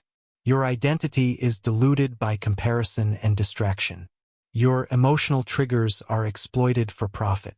We live in a world designed to make discipline feel unnatural. But here is the truth. Discipline is not about forcing yourself. It is about removing the obstacles that drain you, scatter you, and weaken you. It begins with clarity. What matters to you? Not to society. Not to your parents. Not to your peers. To you. Clarity is the blueprint. Discipline is the construction. You start by dismantling the routines that reinforce your old identity. Sleeping too late. Scrolling too long. Saying yes when you mean no. Avoiding hard tasks. Escaping discomfort. Every one of these behaviors chips away at self-respect. Then you rebuild slowly, deliberately. You implement small rituals that shape the person you intend to become. Not dramatic changes. Tiny ones. The tiny changes are the ones that rewrite your identity. Wake up with intention. Start before you feel ready. Complete tasks you would normally delay. Keep the promises you make to yourself. Speak honestly instead of pleasing. Act from clarity, not emotion. With each repetition, discipline becomes less of an effort and more of a signal. A message to your subconscious. I am in control now. You begin to trust yourself. You begin to rely on yourself. You begin to respect yourself, not because you achieved something impressive, but because you proved that your actions can align with your values. This alignment is rare. Most people live in contradiction, wanting one thing, doing another. The gap between intention and action is where self-doubt breeds. Close that gap and self-respect rises. With discipline, your life stops feeling chaotic. Your emotions stop dictating your direction. You no longer chase motivation, you generate momentum through action. You no longer collapse under pressure, you stabilize. You no longer drift, you choose. Discipline becomes your spine, your stability, your internal compass. And something profound begins to happen. Your relationship with yourself changes. You stop negotiating with your smaller self. You stop looking for shortcuts. You stop betraying your own standards. You stop apologizing for wanting more. This is where quiet confidence is born. Not loud, not flashy, not performative. A calm certainty rooted in self-respect. The old identity begins to crumble. The new one begins to rise. And for the first time, you feel something solid beneath your feet. A sense that you are becoming the kind of person you can trust with your own future. The foundation of self-respect. Why your life changes the moment you decide you deserve better. There is a moment in every person's life when they realize the truth they've been avoiding for years. They do not lack potential. They lack standards. Self-respect is not a feeling. It is not confidence. It is not self-esteem. Self-respect is the internal decision that you are no longer willing to live below your own potential. It is the moment you refuse to tolerate what once felt normal. It is the shift from passively existing to actively constructing the kind of person you intend to be. Most people think their life is shaped by opportunities, luck, or talent. But your life is shaped by one thing above all else, the standards you enforce for yourself. Marcus Aurelius didn't become disciplined because he was an emperor.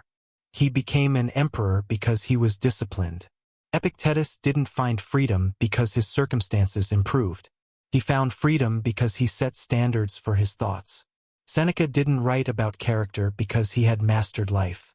He mastered life because he refused to betray his character. Self-respect is the foundation of everything that follows. Habits, discipline, clarity, boundaries, relationships, identity.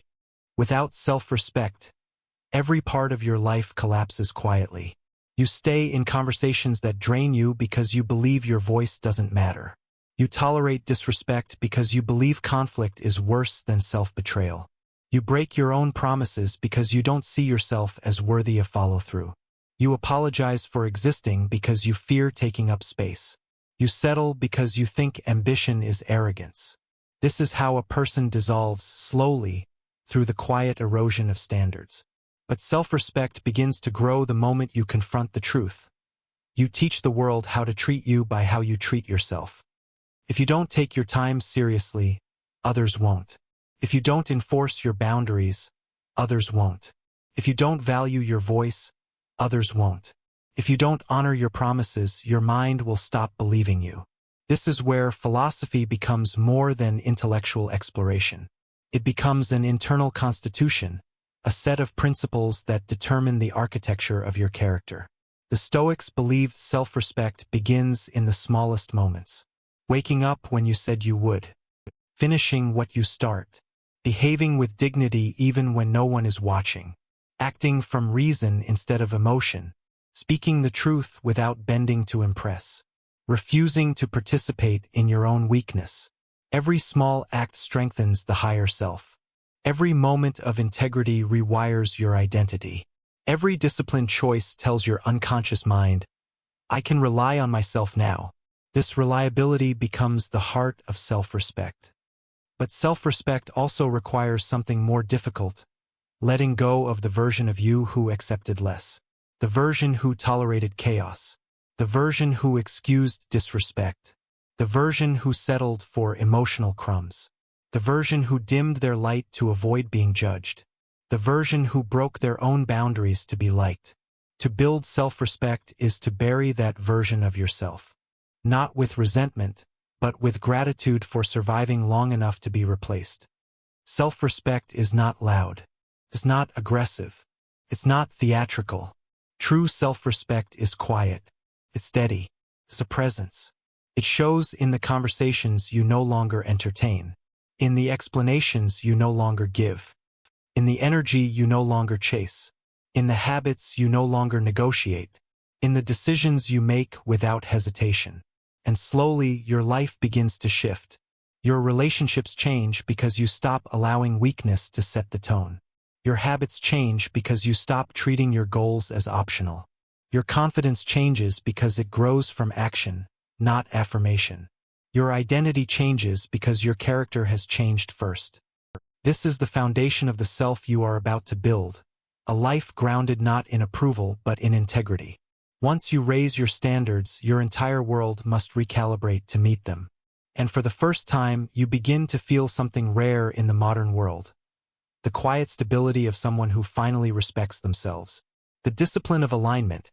How daily actions reconstruct your identity. Identity doesn't change because you think differently.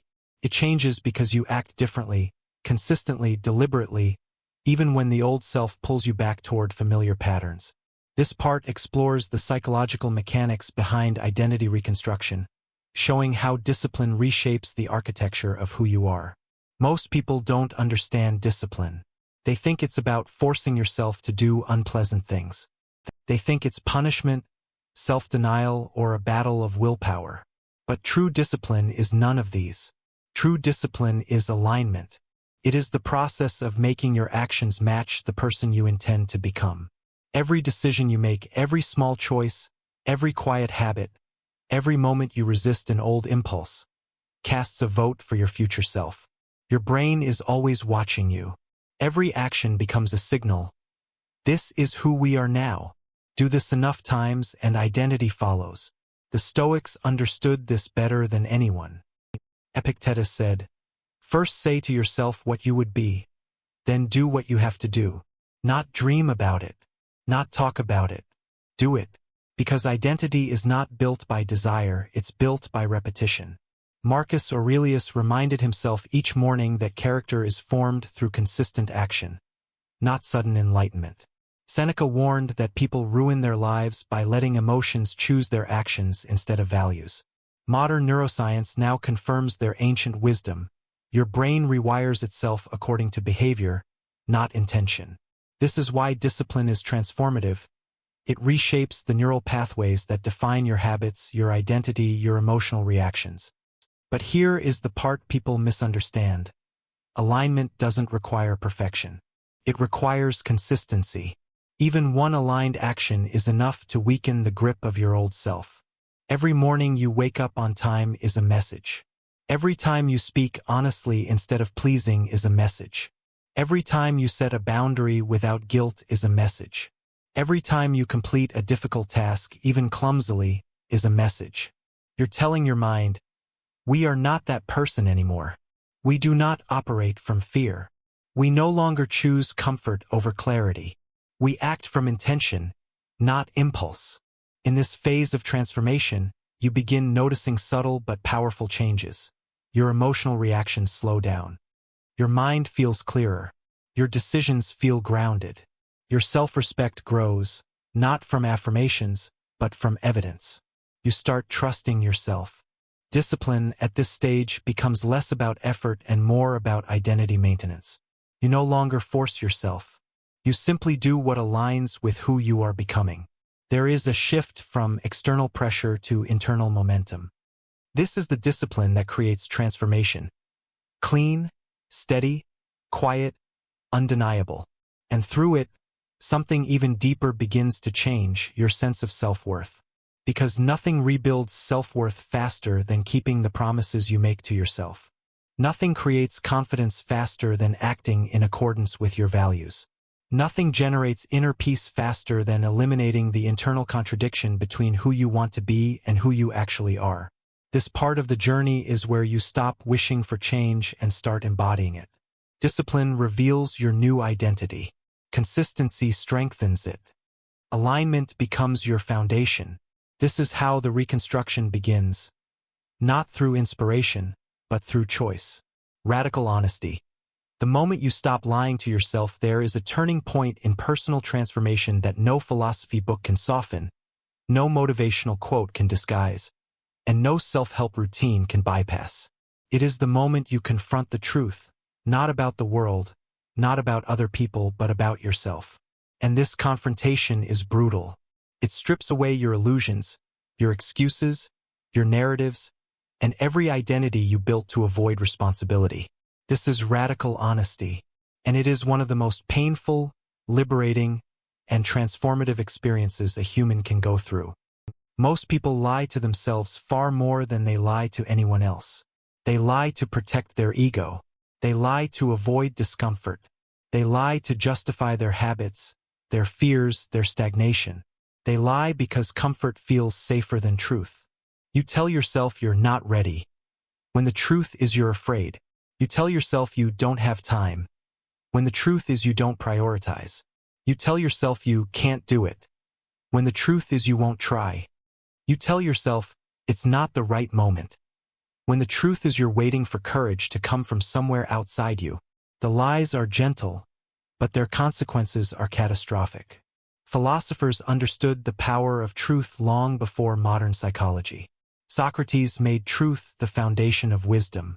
Marcus Aurelius used honesty as a spiritual practice, writing reminders to confront his weaknesses without judgment. Epictetus insisted that a person who lies to themselves is unfit to guide their own life. Nietzsche believed that self-deception is humanity's greatest addiction. Radical honesty feels like betrayal at first, because it forces you to acknowledge the gap between the life you have and the life you're capable of living. It forces you to admit that you have stayed in situations long after you knew they were wrong. It forces you to admit that the habits ruining your life are ones you chose. It forces you to admit that your potential scares you more than your failures. It forces you to admit that some pain persists because you keep feeding it. But radical honesty also gives you something nothing else can: the power to change. You cannot fix a lie. You can only fix truth. Once you admit the truth about your patterns, you can break them. Once you admit the truth about your fears, you can face them. Once you admit the truth about your strengths, you can use them. Once you admit the truth about your relationships, you can transform them. Once you admit the truth about your desires, you can pursue them. Honesty is the key that unlocks the higher self. But to wield it, you must separate truth from emotion. Emotion says, "This is too much." Truth says, "You've survived worse." Emotion says, "You'll never change." Truth says, "You've never tried with full alignment." Emotion says, "This is who you are." Truth says, "This is who you became out of habit." Radical honesty cuts through emotional noise. It silences the illusions that kept you small. It dismantles the identity built on fear. And it reveals the person underneath, the one you abandoned, the one you suppressed, the one who still exists beneath the rubble of excuses and conditioning. This is the rebirth of self-respect. Because self-respect is impossible while lying to yourself. You cannot respect a person who hides from truth. You cannot respect a person whose words and actions contradict. You cannot respect a person who blames the world for patterns they maintain.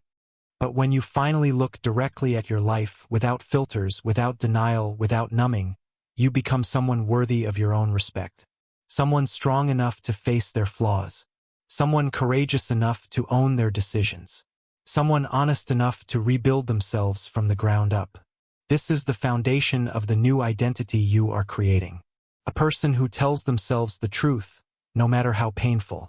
A person who no longer hides from their own potential. A person who has the clarity to walk forward without illusions. Radical honesty is not comfortable. But nothing grows in comfort. It grows in truth. And from this truth, your life begins to change in ways that were impossible before. The discipline of alignment. Turning values into identity. There is a moment in every transformation where discipline stops feeling like a chore and begins feeling like a form of truth. A moment when your actions are no longer battles against impulse, but expressions of who you are becoming. This part explores that shift, the psychological turning point where discipline becomes identity, where effort becomes alignment, and where the gap between your intentions and your behavior finally begins to close. Most people misunderstand discipline. They think it is about forcing yourself to do difficult things. They think it is about willpower, exhaustion, or sacrifice. But real discipline is not force. Real discipline is clarity. You act differently when you finally understand what your actions are doing to your identity.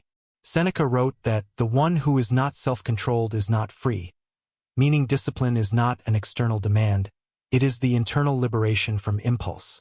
Marcus Aurelius reminded himself daily that your action is your proof, not your hopes, not your intentions. Epictetus taught that you do not rise to your beliefs, you rise to your training. This is where the deeper transformation happens, not in dramatic moments of motivation, but in the quiet consistency of living according to your chosen values. Discipline becomes identity when you stop negotiating with your excuses. You stop arguing with your emotions. You stop asking for permission to rise above old patterns. Your actions become self-affirmation. Each choice reinforces the architecture of your new self. In this phase of transformation, you begin to understand something life-changing. Most suffering comes not from discipline, but from the lack of it. The pain of acting out of alignment, the anxiety of promises you didn't keep, the shame of knowing you could have done more, the mental fog created by inconsistency. When your actions align with your values, life becomes lighter, not easier, but clearer. You speak with more conviction because your behavior supports your words. You walk with more confidence because your promises support your identity. You feel more grounded because your daily choices match your inner truth. This is the discipline of alignment. It involves 3 internal shifts. 1. Discipline becomes self-respect. You start doing the difficult things not because you enjoy them, but because you refuse to betray yourself. You no longer tolerate your own avoidance or inconsistency. You show up because you are building someone you admire. 2. Discipline becomes stability. Your emotions stop controlling your actions. Your mood stops dictating your effort. Your fear stops determining your pace. You act because action is who you are, not how you feel. 3. Discipline becomes identity. You no longer perform discipline. You embody it. It stops being something you force and starts being your natural baseline. People notice the shift, not because you brag about your progress, but because your presence changes. You have fewer highs and lows. You speak less but with more weight. You move with calmness instead of chaos. You make decisions without dramatic inner conflict. This is the Stoic version of strength, quiet, steady, disciplined. The world mistakes this for coldness. But it is not coldness. It is self-governance. In this phase, you begin letting go of the person who needed motivation to act. You replace them with the version of yourself who acts because it is who you are. And this is the essence of alignment. When your values guide your discipline shapes your identity, and your identity builds your life. By the end of this stage, something subtle but powerful occurs. Your actions stop feeling like effort. They start feeling like integrity. You are no longer trying to fix yourself. You are becoming yourself. The quiet power, mastery that speaks without words. True self-respect isn't loud. It doesn't need to be declared, defended, or performed. Once your habits, boundaries, and inner world begin to align, something deeper begins to form. A quiet power that radiates not from ego, but from self-mastery. This is the final stage of rebuilding the inner self. The emergence of a presence that speaks before you do. Most people think power comes from dominance, persuasion, or confidence. But real power is internal, not external. It's not about controlling others. It's about being unshakable within yourself. Philosophers understood this long before modern psychology coined terms for emotional regulation or identity coherence. Marcus Aurelius believed that strength comes from being in harmony with your own nature. Epictetus taught that mastery begins when external events lose their ability to disturb you. Seneca wrote that the superior person is recognized not by how loudly they speak, but by how little they are shaken. This part of the transformation is subtle, almost invisible at first. You find yourself becoming slower to anger, quicker to clarity. You stop engaging in arguments that don't matter.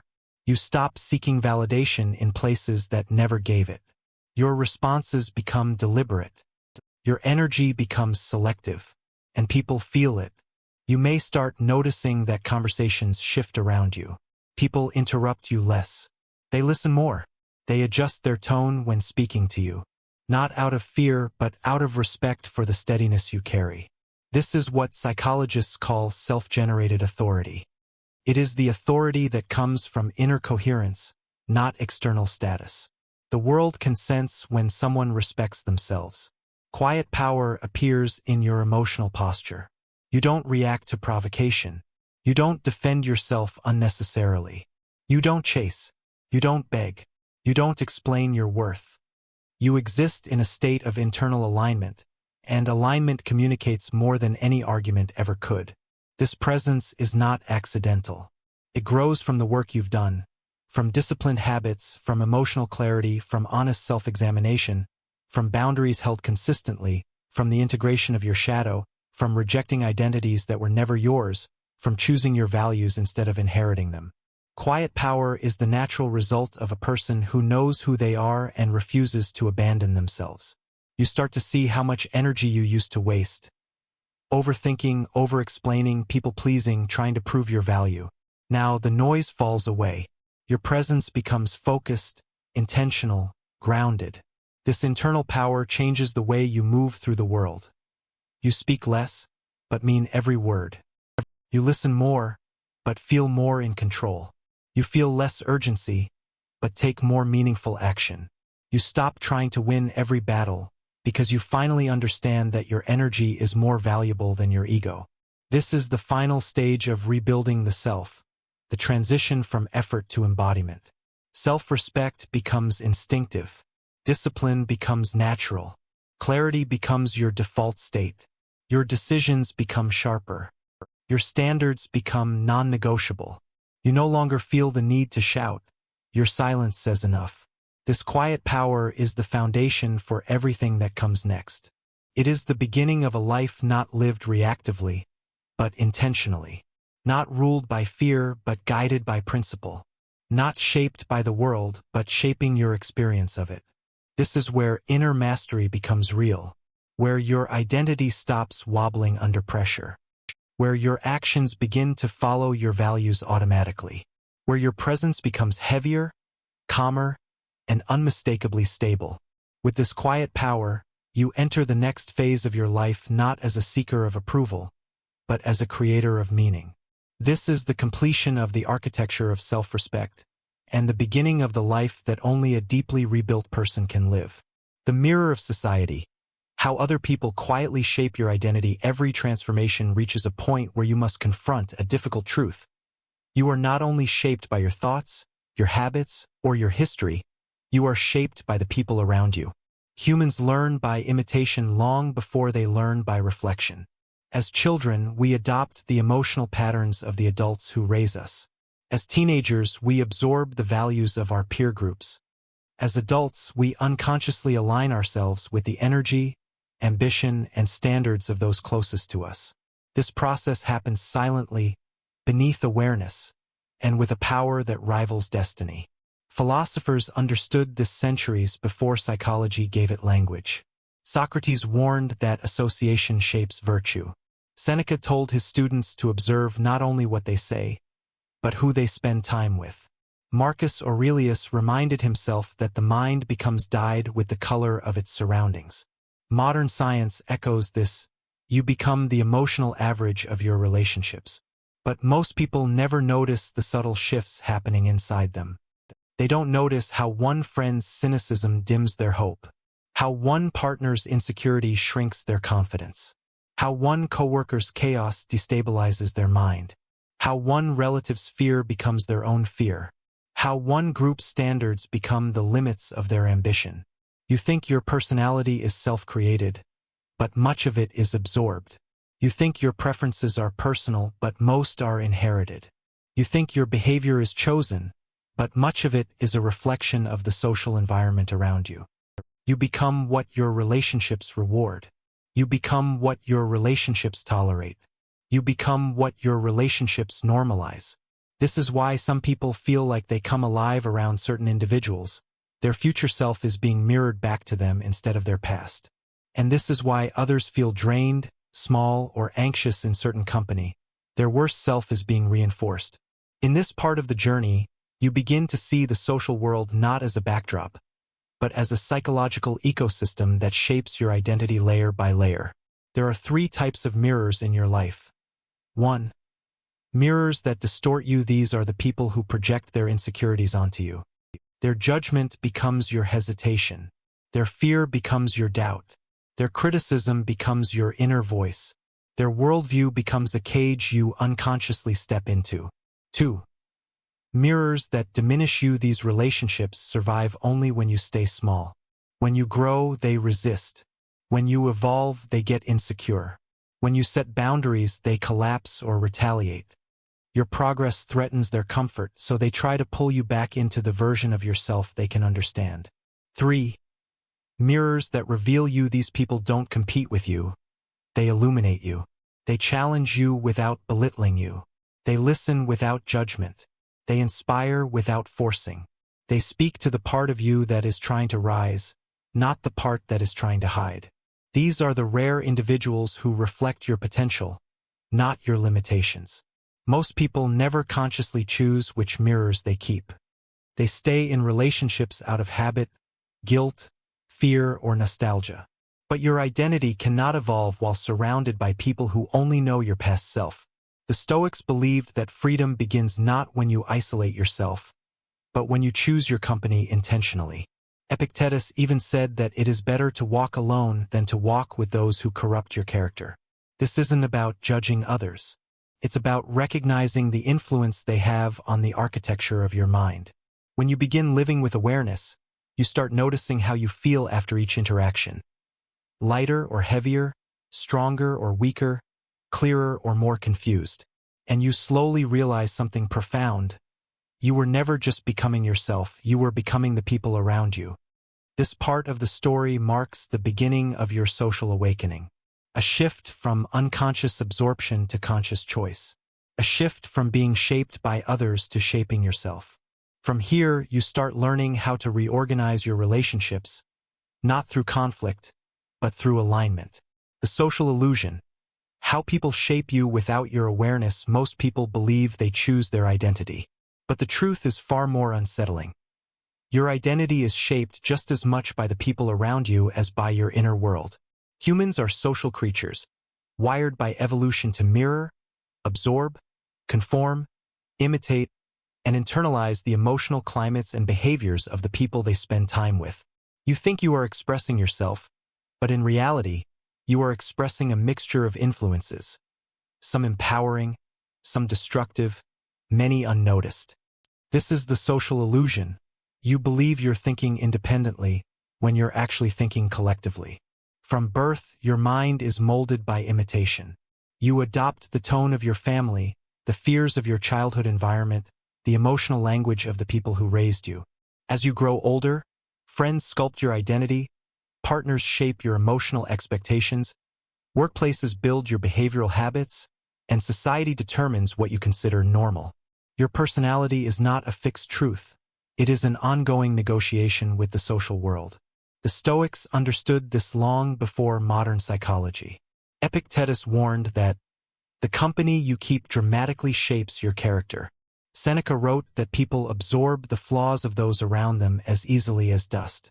Marcus Aurelius reminded himself that staying virtuous meant resisting the moral decay of the crowd. Modern psychology confirms this through emotional contagion, mirror neurons, and conformity bias. In simple terms, you become like the people around you, even if you don't want to. You adopt their vocabulary. You absorb their anxieties. You imitate their confidence or their insecurity. You internalize their standards of what is acceptable. You unconsciously adjust your identity to maintain belonging. This is why your environment can make or break your life. Spend time with people who fear risk and you become cautious. Spend time with people who complain and your mind becomes negative. Spend time with people who sabotage themselves and you begin shrinking without noticing. But spend time with people who think deeply, act intentionally, and live with purpose, and your entire identity begins to shift upward. Your social environment is not neutral. It is a psychological force constantly shaping your mind. The tragedy is that most people never examine their environment. They hold onto friendships because of history rather than alignment. They tolerate draining relationships because they fear being alone. They remain loyal to people who keep them small because growth threatens the stability of the group. Every environment demands a version of you. Some demand your insecurity. Some require your silence. Some depend on your emotional instability. Some expect your self-doubt, your compliance, your performance. But some environments invite your strength, your clarity, your groundedness, your potential. The difference between who you are and who you could be is often nothing more than the company you keep. People can elevate you or quietly destroy you. They can sharpen your mind or dull it. They can inspire your growth or normalize your stagnation. They can expand your identity or confine it. Philosophy teaches you to examine your inner world, but it also demands that you examine your social world with equal seriousness. Ask yourself, who do I become around certain people? Who do I shrink for? Who do I perform for? Who drains me? Who strengthens me? Who aligns with the person I'm becoming? Clarity begins with observation. Transformation begins with courage. Because at some point you must make a choice. Continue living as the product of your environment, or become the architect of it. This section marks the beginning of that realization. Your identity is shaped not only by self-examination, but by the social landscape that surrounds you. And if you want to change your life, you must take control of both. The subtle power dynamics. How people influence your identity without saying a word. Most people think influence is loud. They imagine persuasion as arguments, commands, advice, or explicit pressure. But real influence, the kind that shapes your personality, your confidence, your decisions, and your worldview, operates quietly, subtly, invisibly. It's not what people tell you. It's who they are around you. This part exposes the hidden mechanisms by which people alter your identity without ever speaking a single sentence. Every relationship contains power dynamics, and most of them work beneath conscious awareness. Nobody is immune, not the strong, not the intelligent, not the self-aware. The social world reshapes you continuously, often without your permission. One of the most powerful influences is emotional contagion. People don't just express emotions, they transmit them. Spend enough time with someone anxious, and your mind adopts their tension. Spend enough time with someone cynical, and your optimism erodes. Spend enough time with someone aimless, and your ambition fades. Your nervous system mirrors the emotional state of your environment. It's automatic, instinctive, biological. This is why Marcus Aurelius warned himself never to absorb the moods of the crowd. This is why Seneca wrote that the mind becomes colored by the company it keeps. This is why Epictetus insisted that you should choose companions wisely, because their character becomes a blueprint for your own.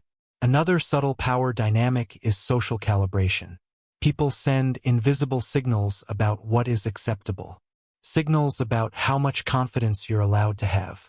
Signals about how loudly you're allowed to speak. Signals about how ambitious you're permitted to be. Signals about what dreams are realistic, which flaws are embarrassing, and which parts of yourself you should hide. Nobody says these things directly. They don't need to. Your mind adjusts automatically. A raised eyebrow, a dismissive tone, a lack of enthusiasm when you share good news, a sarcastic comment about your goals, a subtle shift in energy when you express confidence. These silent signals shape your behavior more than explicit criticism. They condition you to shrink, to soften, to dim yourself just enough to keep the peace. This is how people slowly influence you without ever intending to. They reward certain versions of you and withhold approval from others. Over time, you become the version that is easiest for them to handle. This is not your fault. It is human psychology. But it becomes your responsibility once you notice it. There is also the invisible hierarchy, unspoken rankings based on social status, personality force, emotional stability, and even body language. These hierarchies influence how people treat you and, more importantly, how you treat yourself. Spend enough time as the quiet one, and you become it. Spend enough time as the helper, and you forget your own needs. Spend enough time around dominant personalities, and your voice begins to weaken.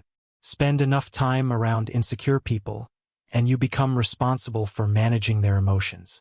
And then there is the influence of familiarity. Humans conform not because they agree, but because belonging feels safer than authenticity. We adjust our tone, opinions, humor, and even values to avoid friction. We trade truth for acceptance. We trade identity for comfort. This is how you lose yourself gradually, quietly, almost lovingly, through the micro-adjustments you make in order to keep your relationship stable. The Stoics warned about this more than any other danger. They believed that freedom begins not with solitude, but with awareness. Awareness of how others shape you. Awareness of how easily you absorb their emotions, fears, judgments, and expectations. Awareness of how much power you give away in silence. But awareness alone is not enough. You must learn to stand in yourself while surrounded by others, to maintain your emotional center when others lose theirs, to hold your values silently in environments that threaten them, to stay grounded instead of absorbing every subtle shift in energy around you. This is not detachment. It is sovereignty. When you understand the hidden power dynamics in your relationships, something changes. You stop being influenced unconsciously. You stop shrinking reflexively. You stop contorting yourself to fit unspoken expectations. You begin choosing who shapes you and how much of yourself you allow the world to mold. This awareness is the beginning of a deeper kind of strength, the strength to remain fully yourself in spaces that once required you to disappear. The hidden hierarchies. How power dynamics shape every relationship you have, every relationship you enter. Romantic, social, professional, or even casual, contains a hidden hierarchy. Most people never see it. They feel the effects but cannot explain them. They feel tension, attraction, intimidation, resentment, admiration, or insecurity without understanding that these emotions are signals of a deeper structure quietly shaping the dynamic. This is the invisible architecture of human power. It isn't about domination or control. It's about influence, emotional leverage, perception, and psychological positioning. Every relationship forms an unspoken agreement about who leads, who follows, who compromises, who adapts, and who absorbs the emotional weight of the connection. Philosophers and psychologists have known this for centuries. Nietzsche argued that every interaction involves a subtle negotiation of strength. The Stoics believed that the person who controls their emotions automatically rises in rank. Modern psychology calls it relational power, the unconscious hierarchy determined not by social role, but by internal stability. Most people get stuck in weak positions because they don't understand how these dynamics form.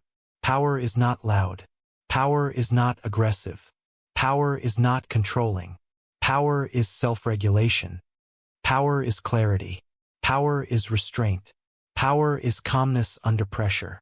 Power is not needing validation. People sense these traits instantly, even if they cannot explain them. This is why the most reactive person in a relationship always holds the lowest position. The neediest person holds the least influence. The most anxious person carries the emotional burden. The calmest person becomes the anchor. The most self-contained person becomes the center of gravity. The person least dependent on approval becomes the one silently directing the tone of the connection. You've experienced this before. The friend who controlled every interaction, not because they were forceful, but because they didn't need anything. The coworker people listened to, even when they weren't in charge. The partner who dictated the emotional temperature, because you feared losing them more than they feared losing you. These dynamics emerge naturally, but they can be reshaped consciously. The Stoics offer a powerful approach. If you control yourself, you influence everything around you. If you lose control of yourself, you surrender all influence. This is why Stoic charisma is so potent in relationships. It's not manipulative. It's stabilizing. It comes from emotional sovereignty. To elevate your relational position, you don't need dominance. You need inner order. 1. Control your reactions. The one who reacts least holds the most power. When you respond calmly, people recalibrate around your emotional state. 2. Set boundaries without threats or emotion. A calm boundary is more powerful than anger. It shows that your standards don't depend on someone else's behavior. 3. Reduce your dependency on external validation. Needing nothing from someone is the strongest form of influence. It doesn't create distance, it creates respect. 4. Say less. Mean more. Restraint creates depth. People listen when you speak because you aren't constantly filling the silence. 5. Be willing to walk away. This is the ultimate form of relational leverage. When you value your integrity more than connection, the hierarchy shifts instantly. You are no longer negotiating for approval. You are no longer bending to preserve a relationship. You are no longer contorting yourself to avoid conflict. You become someone others recalibrate around, not because you're trying to be powerful, but because you've stopped abandoning yourself. This part of the journey reveals a truth most people never discover. Power is not something you take from others. It is something you stop giving away. When you no longer give away your emotional stability, your self-worth, your boundaries, your dignity, or your presence, you rise in every relational hierarchy without force. Not above people, but above the version of yourself who used to fear losing them. The philosophy of connection. How to build relationships that strengthen your identity instead of weakening it. Most people move through relationships unconsciously. Drifting into friendships, tolerating draining connections, clinging to familiarity, and confusing history with compatibility. But once you begin reinvention, once your inner world becomes more stable, clearer, and aligned, something unavoidable happens. Your relationships begin to shift. Some deepen, some fade, some collapse. Not because you become difficult, but because you stop abandoning yourself. This final part of Section 4 is about building relationships that match your consciousness, not your wounds. Relationships that expand you, not shrink you. Connections that reinforce the person you're becoming, not the person you had to be for survival. Philosophers understood that your social world is not decoration. It is destiny. Aristotle believed friendships shape virtue. The Stoics believed company strengthens or corrupts character. Modern psychology believes relationships regulate your emotional baseline, your confidence, even your neurochemistry. You are not separate from the people you surround yourself with. You are shaped by them. But here's the philosophical truth most people avoid. If you want healthier relationships, you must first become someone whose identity no longer depends on others. This part begins with the first principle. Principle 1. Self-respect creates better relationships than pleasing ever could. When you stop bending your boundaries to make others comfortable, the wrong people disappear. When you stop chasing approval, the manipulative lose their power. When you stop explaining yourself endlessly, insecure people fall away. Your presence becomes clearer, stronger, more self-possessed. You attract those who value truth over comfort, depth over distraction, intention over convenience. Marcus Aurelius wrote that the mind becomes stronger when it no longer negotiates with what weakens it. This includes people. Principle 2. Relationships should add energy, not drain it. Philosophy teaches that relationships are not about constant harmony. They are about alignment. If you feel mentally lighter, more focused, more grounded after speaking with someone, that is alignment. If you feel anxious, uncertain, drained, or smaller, that is misalignment. You don't need to cut people off aggressively. You simply stop giving emotional priority to those who do not nourish your growth. This is quiet detachment, not cruelty. Principle 3. Choose people who challenge your mind, not your nervous system. There is a difference between someone who pushes you intellectually and someone who destabilizes you emotionally. One sharpens you, the other fractures you. Healthy relationships give your mind something to rise to. Unhealthy ones give your trauma something to repeat. Philosophy is clear on this. You become like the people who surround you, not by imitation but by resonance. Choose wisely. Principle 4.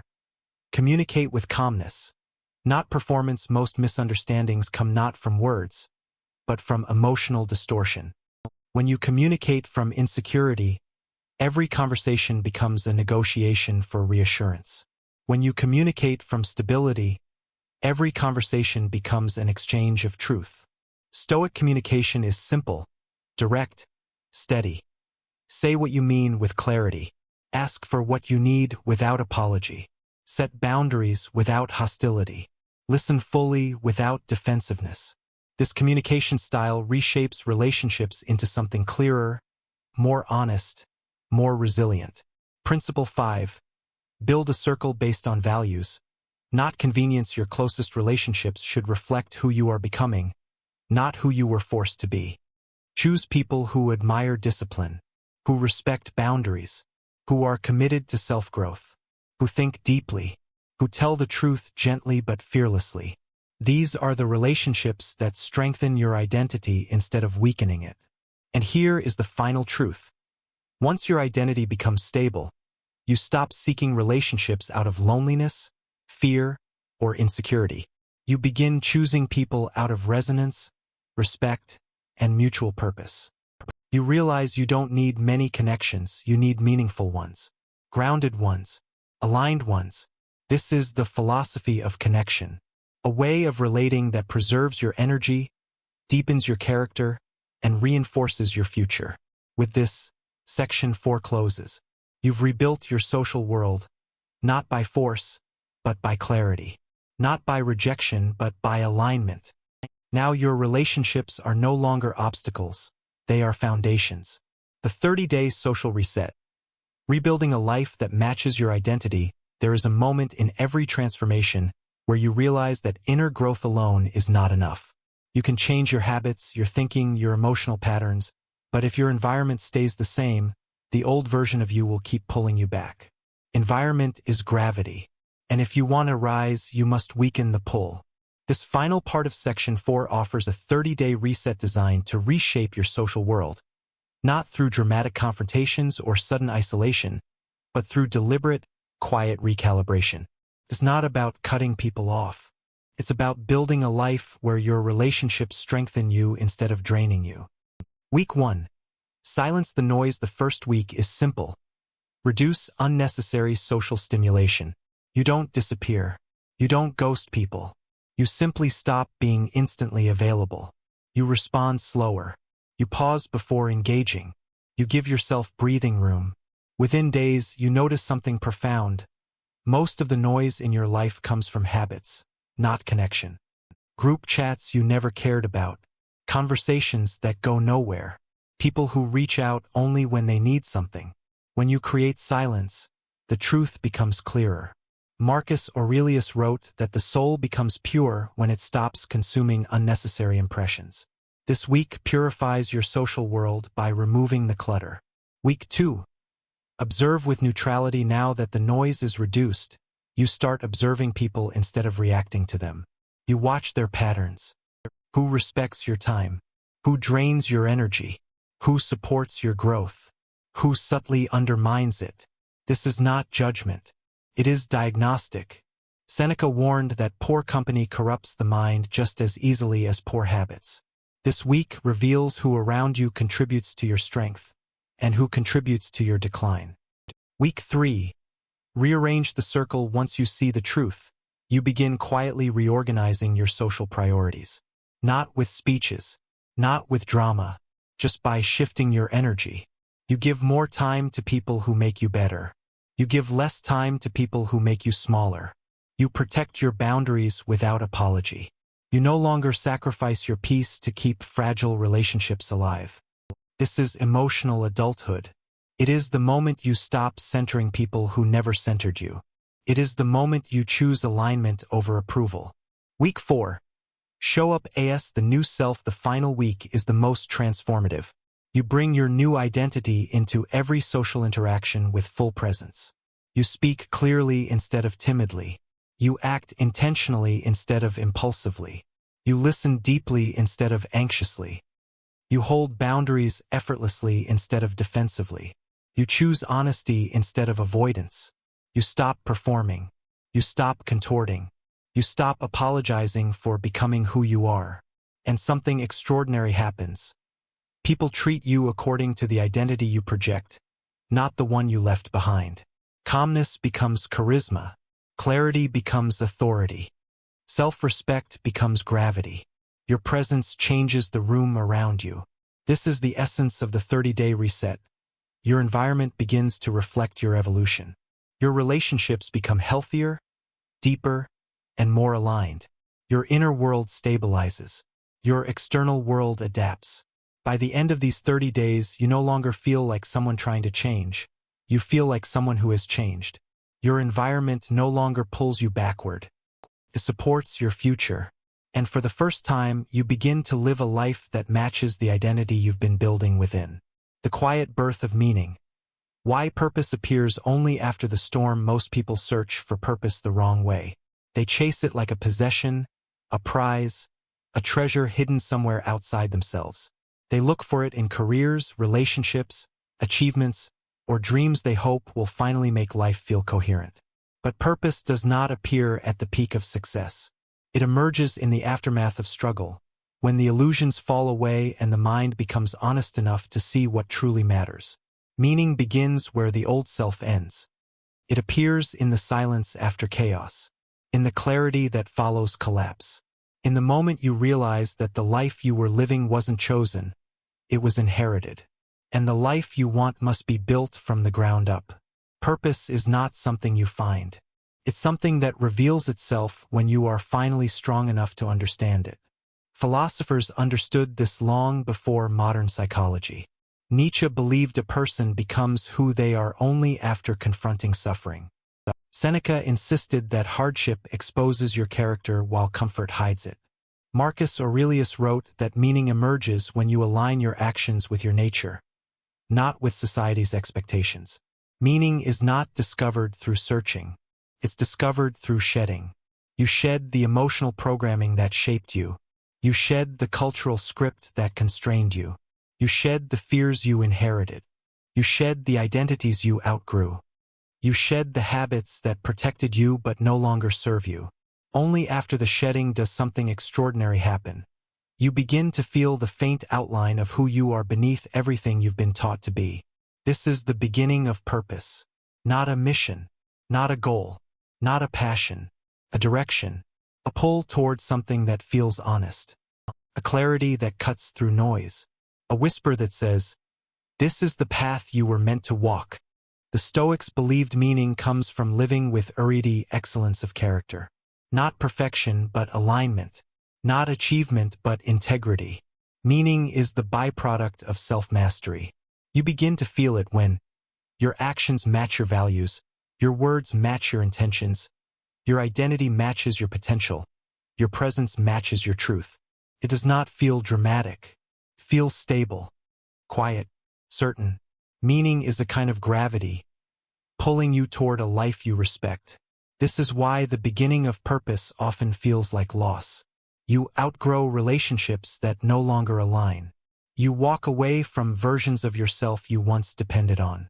You release goals you once chased for approval. You detach from illusions you once believed were essential. Loss clears the space that meaning needs to enter. Modern life convinces people that purpose should be inspiring, cinematic, or grand. But real purpose is humble. It is found in the discipline you practice when no one is watching, in the choices you make when no one will praise you, in the values you stand for even when they cost you something. Meaning begins when you stop asking, "What should I do with my life?" and start asking, "What kind of person must I become to live a life I respect?" Purpose is not something the world gives you. It's something you earn through clarity, responsibility, and self-respect. And the moment you begin living in alignment with the person you're becoming, the world responds differently. Not because it changed, but because you did.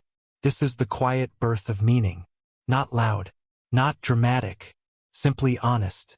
The first step toward building a life worth living. The reconstruction, building a self you can respect. Rebirth is not enough.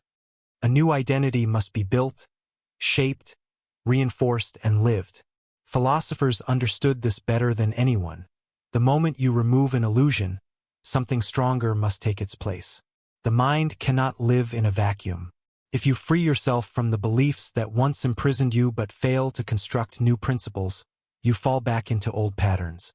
Reconstruction is the stage where you consciously design the foundation of the self you want to carry into the future. This begins with an uncomfortable realization. Self-respect is not a feeling. It is a structure, a framework, a set of principles that guide how you speak, act, think, and respond. It is earned, not granted. Built, not given. Many people try to change their lives by replacing emotions. They want confidence without discipline, clarity without introspection, strength without boundaries. But the mind does not transform through emotion, it transforms through structure. Marcus Aurelius built his structure through daily reflections. Epictetus built his through strict discipline. Seneca built his through examining his actions at night. Modern psychology echoes the same truth. Identity is shaped by consistent behaviors, not inspirational moments. So reconstruction begins with one question. What kind of person do you want to be when no one is watching? Not the person society praises. Not the person others expect. Not the person you perform, but the person you choose to become. This question requires honesty, because the answer will reveal uncomfortable truths. Where you've been weak. Where you've been passive. Where you've betrayed your own standards. Where your habits don't match your potential. From this point forward, reconstruction becomes an act of alignment. 1. Rebuild your standards. You can only rise to the level of the standards you enforce. Not the ones you wish you had, but the ones you practice every day. A standard is a line you refuse to cross, and a line you refuse to allow others to cross. You rebuild your standards by paying attention to what drains you, what weakens you, and what repeatedly collapses your self-respect. Every time you tolerate something beneath your standards, you vote against your future self. Every time you uphold a boundary, you strengthen it. Reconstruction demands that you become someone who enforces the standards you claim to have. 2. Rebuild your habits. Your habits are the architects of your identity. They determine how you show up in the world. People wait for motivation because they don't understand the secret. You don't perform habits because you are disciplined. You become disciplined because you perform habits. Reconstruction happens through simple, consistent behaviors. Finishing what you start. Keeping your word. Speaking with intention. Avoiding emotional impulsiveness. Taking responsibility for your actions. Each habit strengthens the blueprint of the person you're becoming. 3. Rebuild your internal voice. Most people speak to themselves like an enemy. They criticize. They shame. They blame. They rehearse worst-case scenarios.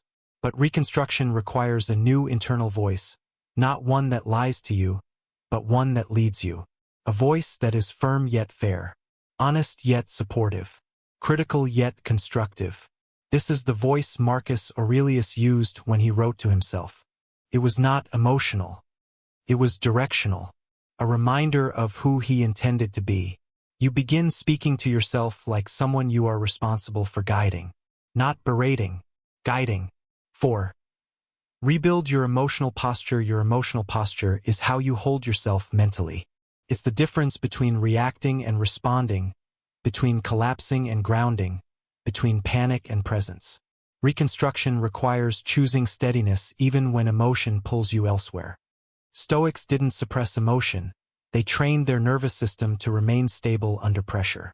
You rebuild your emotional posture by slowing down, taking a breath before responding, pausing before reacting, observing before assuming. Each small act of restraint strengthens the architecture of inner calm. 5. Rebuild your direction. A life without direction becomes a collection of distractions. Your mind requires a North Star, a purpose, a path, a principle, a mission. This does not need to be grand. It only needs to be true. The Stoics believed purpose was found in living according to virtue. Clarity, courage, discipline, honesty, wisdom. You rebuild your direction by choosing who you want to become, then acting like that person daily. Purpose is not discovered. Purpose is constructed. Reconstruction is the point where transformation becomes real. It is where identity stops being an idea and becomes a system, where self-respect becomes a habit, where emotional clarity becomes a baseline, where discipline becomes natural, where your inner world finally aligns with your external behavior. You don't become perfect. You become consistent. You don't eliminate fear. You learn to move with it. You don't silence the past. You outgrow it. This is the stage where your life begins to take shape with intention, not as a reaction to your wounds, but as a response to your potential. The philosopher's path. Choosing a life built on meaning instead of noise at some point in your journey. The question that once seemed abstract becomes unavoidable. What does it mean to live a meaningful life? Not a successful one. Not a socially approved one. Not a comfortable one. A meaningful one. Most people never ask this question directly. They distract themselves with tasks, obligations, and the daily noise of survival. But beneath the surface, a quiet longing persists. The desire for a life that feels true. A life that feels like it belongs to you, not one that simply happens around you. This is where philosophy stops being theory and becomes a compass. Meaning is not found by accident. Meaning is built deliberately. Philosophers across thousands of years disagreed about many things: ethics, metaphysics, politics, but they all agreed on one core truth. A meaningful life is one lived with awareness, intention, and courage. 1. Meaning begins with honesty. You cannot build a meaningful life on lies, not lies told to others, but lies told to yourself.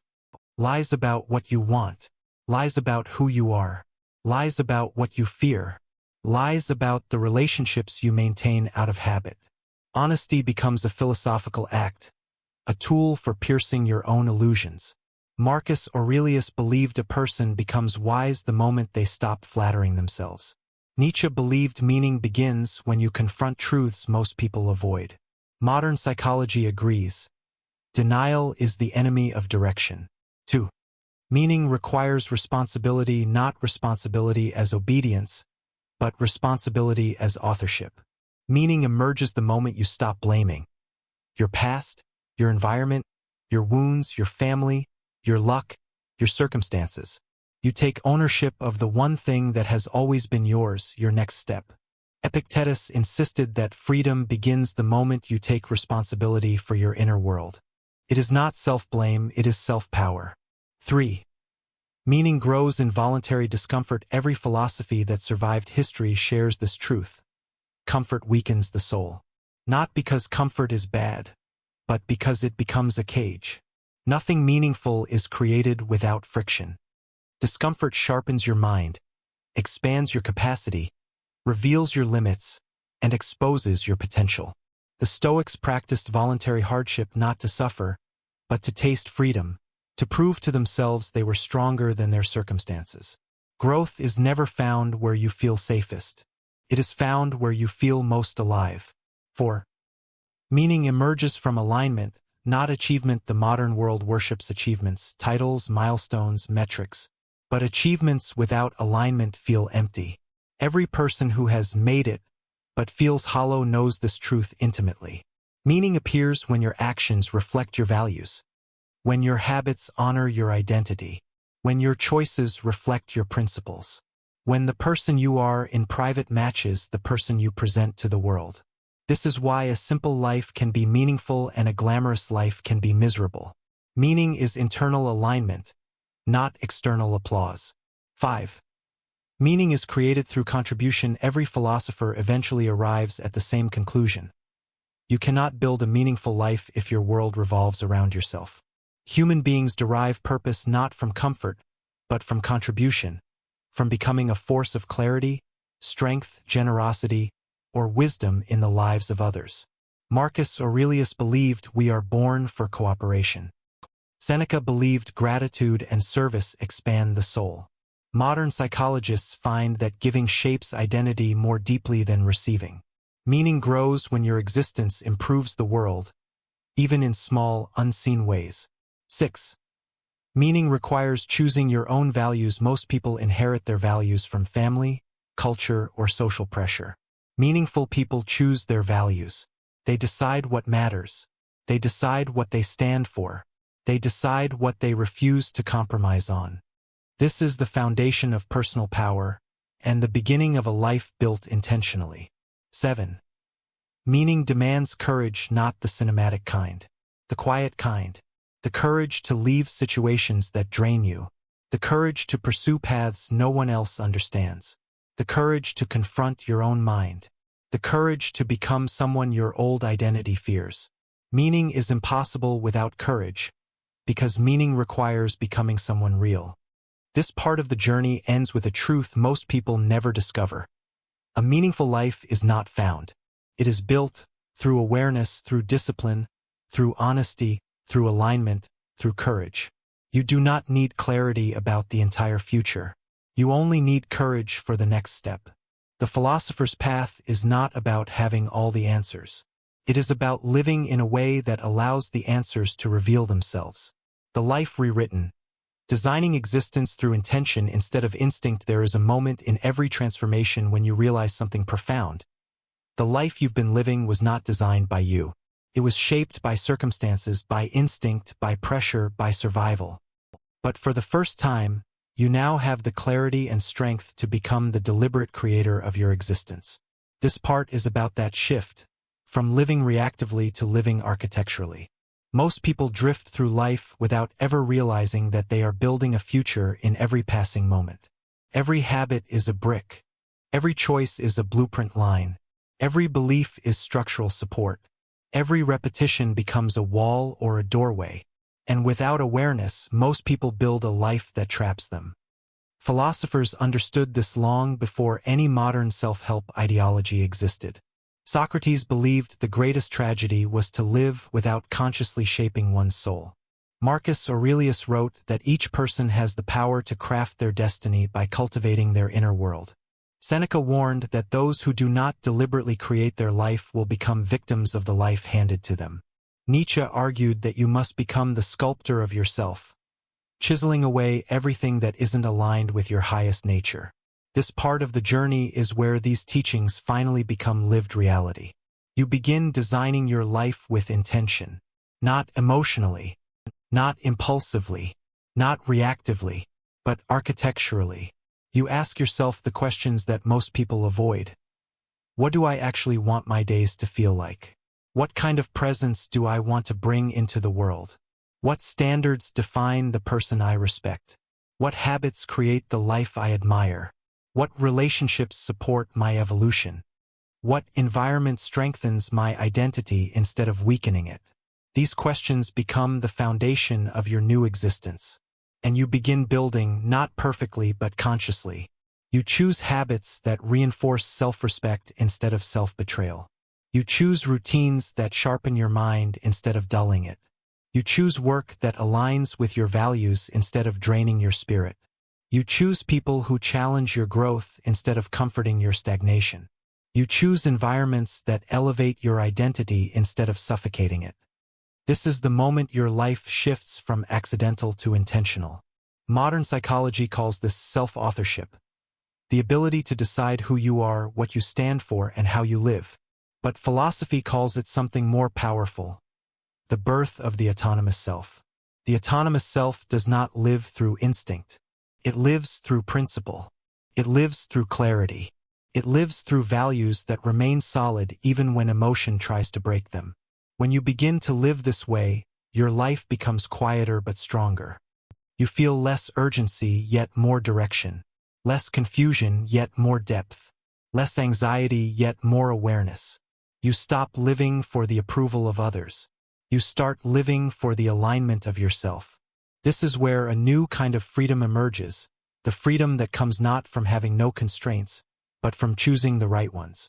The freedom that comes from discipline, intention, boundaries, and a mind under your command. Freedom is not the absence of limitation. Freedom is the presence of self-determined structure. This is the philosophical paradox most people never understand. A life designed intentionally feels more spacious than a life lived impulsively. By now, you have shed the unconscious identity. You have faced the inner conflict. You have confronted the shadow. You have survived the fear of change.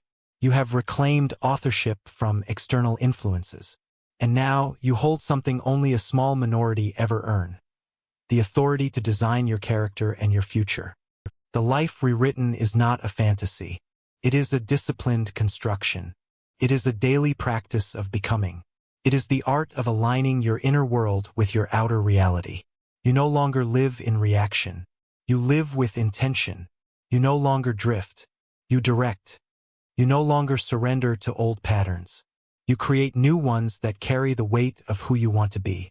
This is the true power of philosophy, not to entertain the mind, but to rebuild it.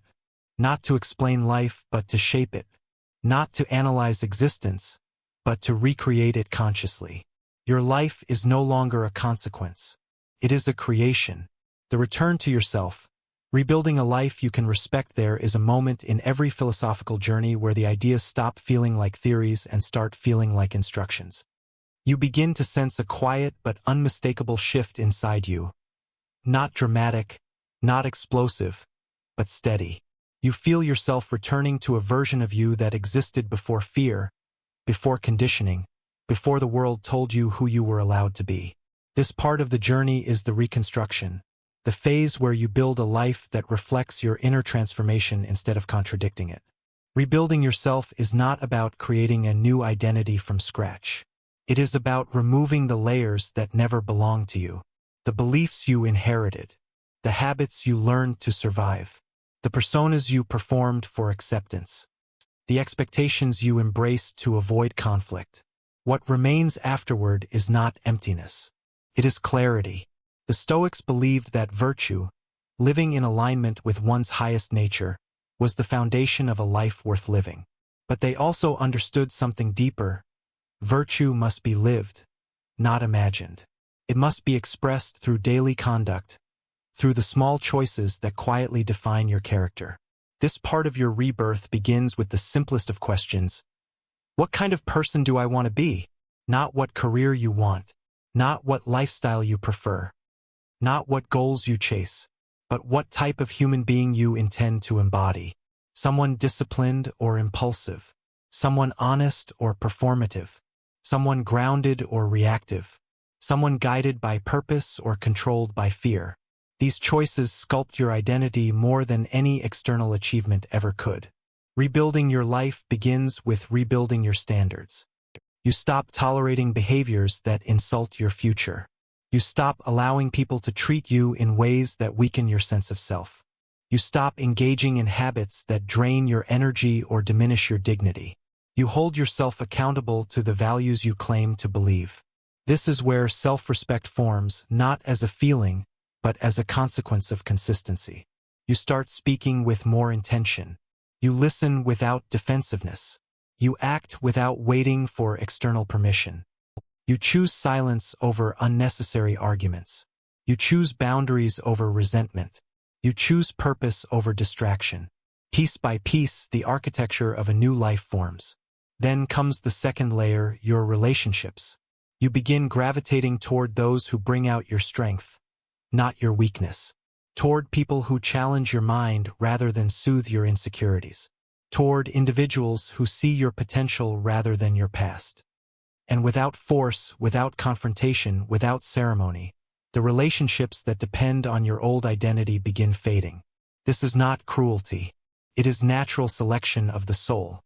The third layer is your environment. You reorganize your physical space to reflect clarity, not chaos. You reduce noise, digital, emotional, social. You create routines that nourish your mind instead of numbing it. You choose what you consume with the same seriousness you choose what you eat. Philosophy becomes a daily ritual, not a distant idea. And then, slowly, something remarkable happens. Your future stops feeling like fantasy and starts feeling like responsibility. You no longer fantasize about a better life, you begin building it. You no longer hope for change, you embody it. You no longer cling to potential, you activate it. This is the return to yourself.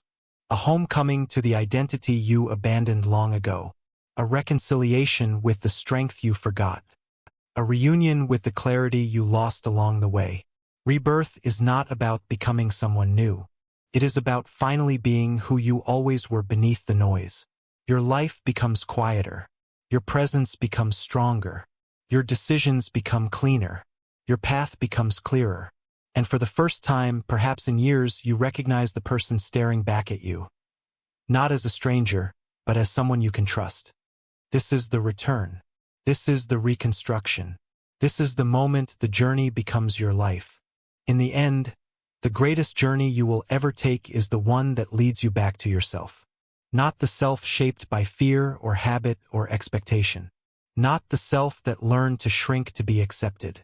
Not the self you became because life demanded survival. But the self that emerges when you finally stop running from your mind and begin understanding it. The self that appears when you stop obeying your emotional ghosts. The self that grows when you examine your beliefs, your desires, your impulses, and your shadows with honesty instead of shame. The self you were always meant to become. This journey was never about changing your life. It was about reclaiming your authority over it. Rebuilding the architecture of your identity. Awakening from unconscious patterns. Learning to think with clarity. Learning to feel with intention. Learning to act with discipline. It was about remembering what every philosopher tried to teach. That freedom begins in the mind. That suffering begins in illusion.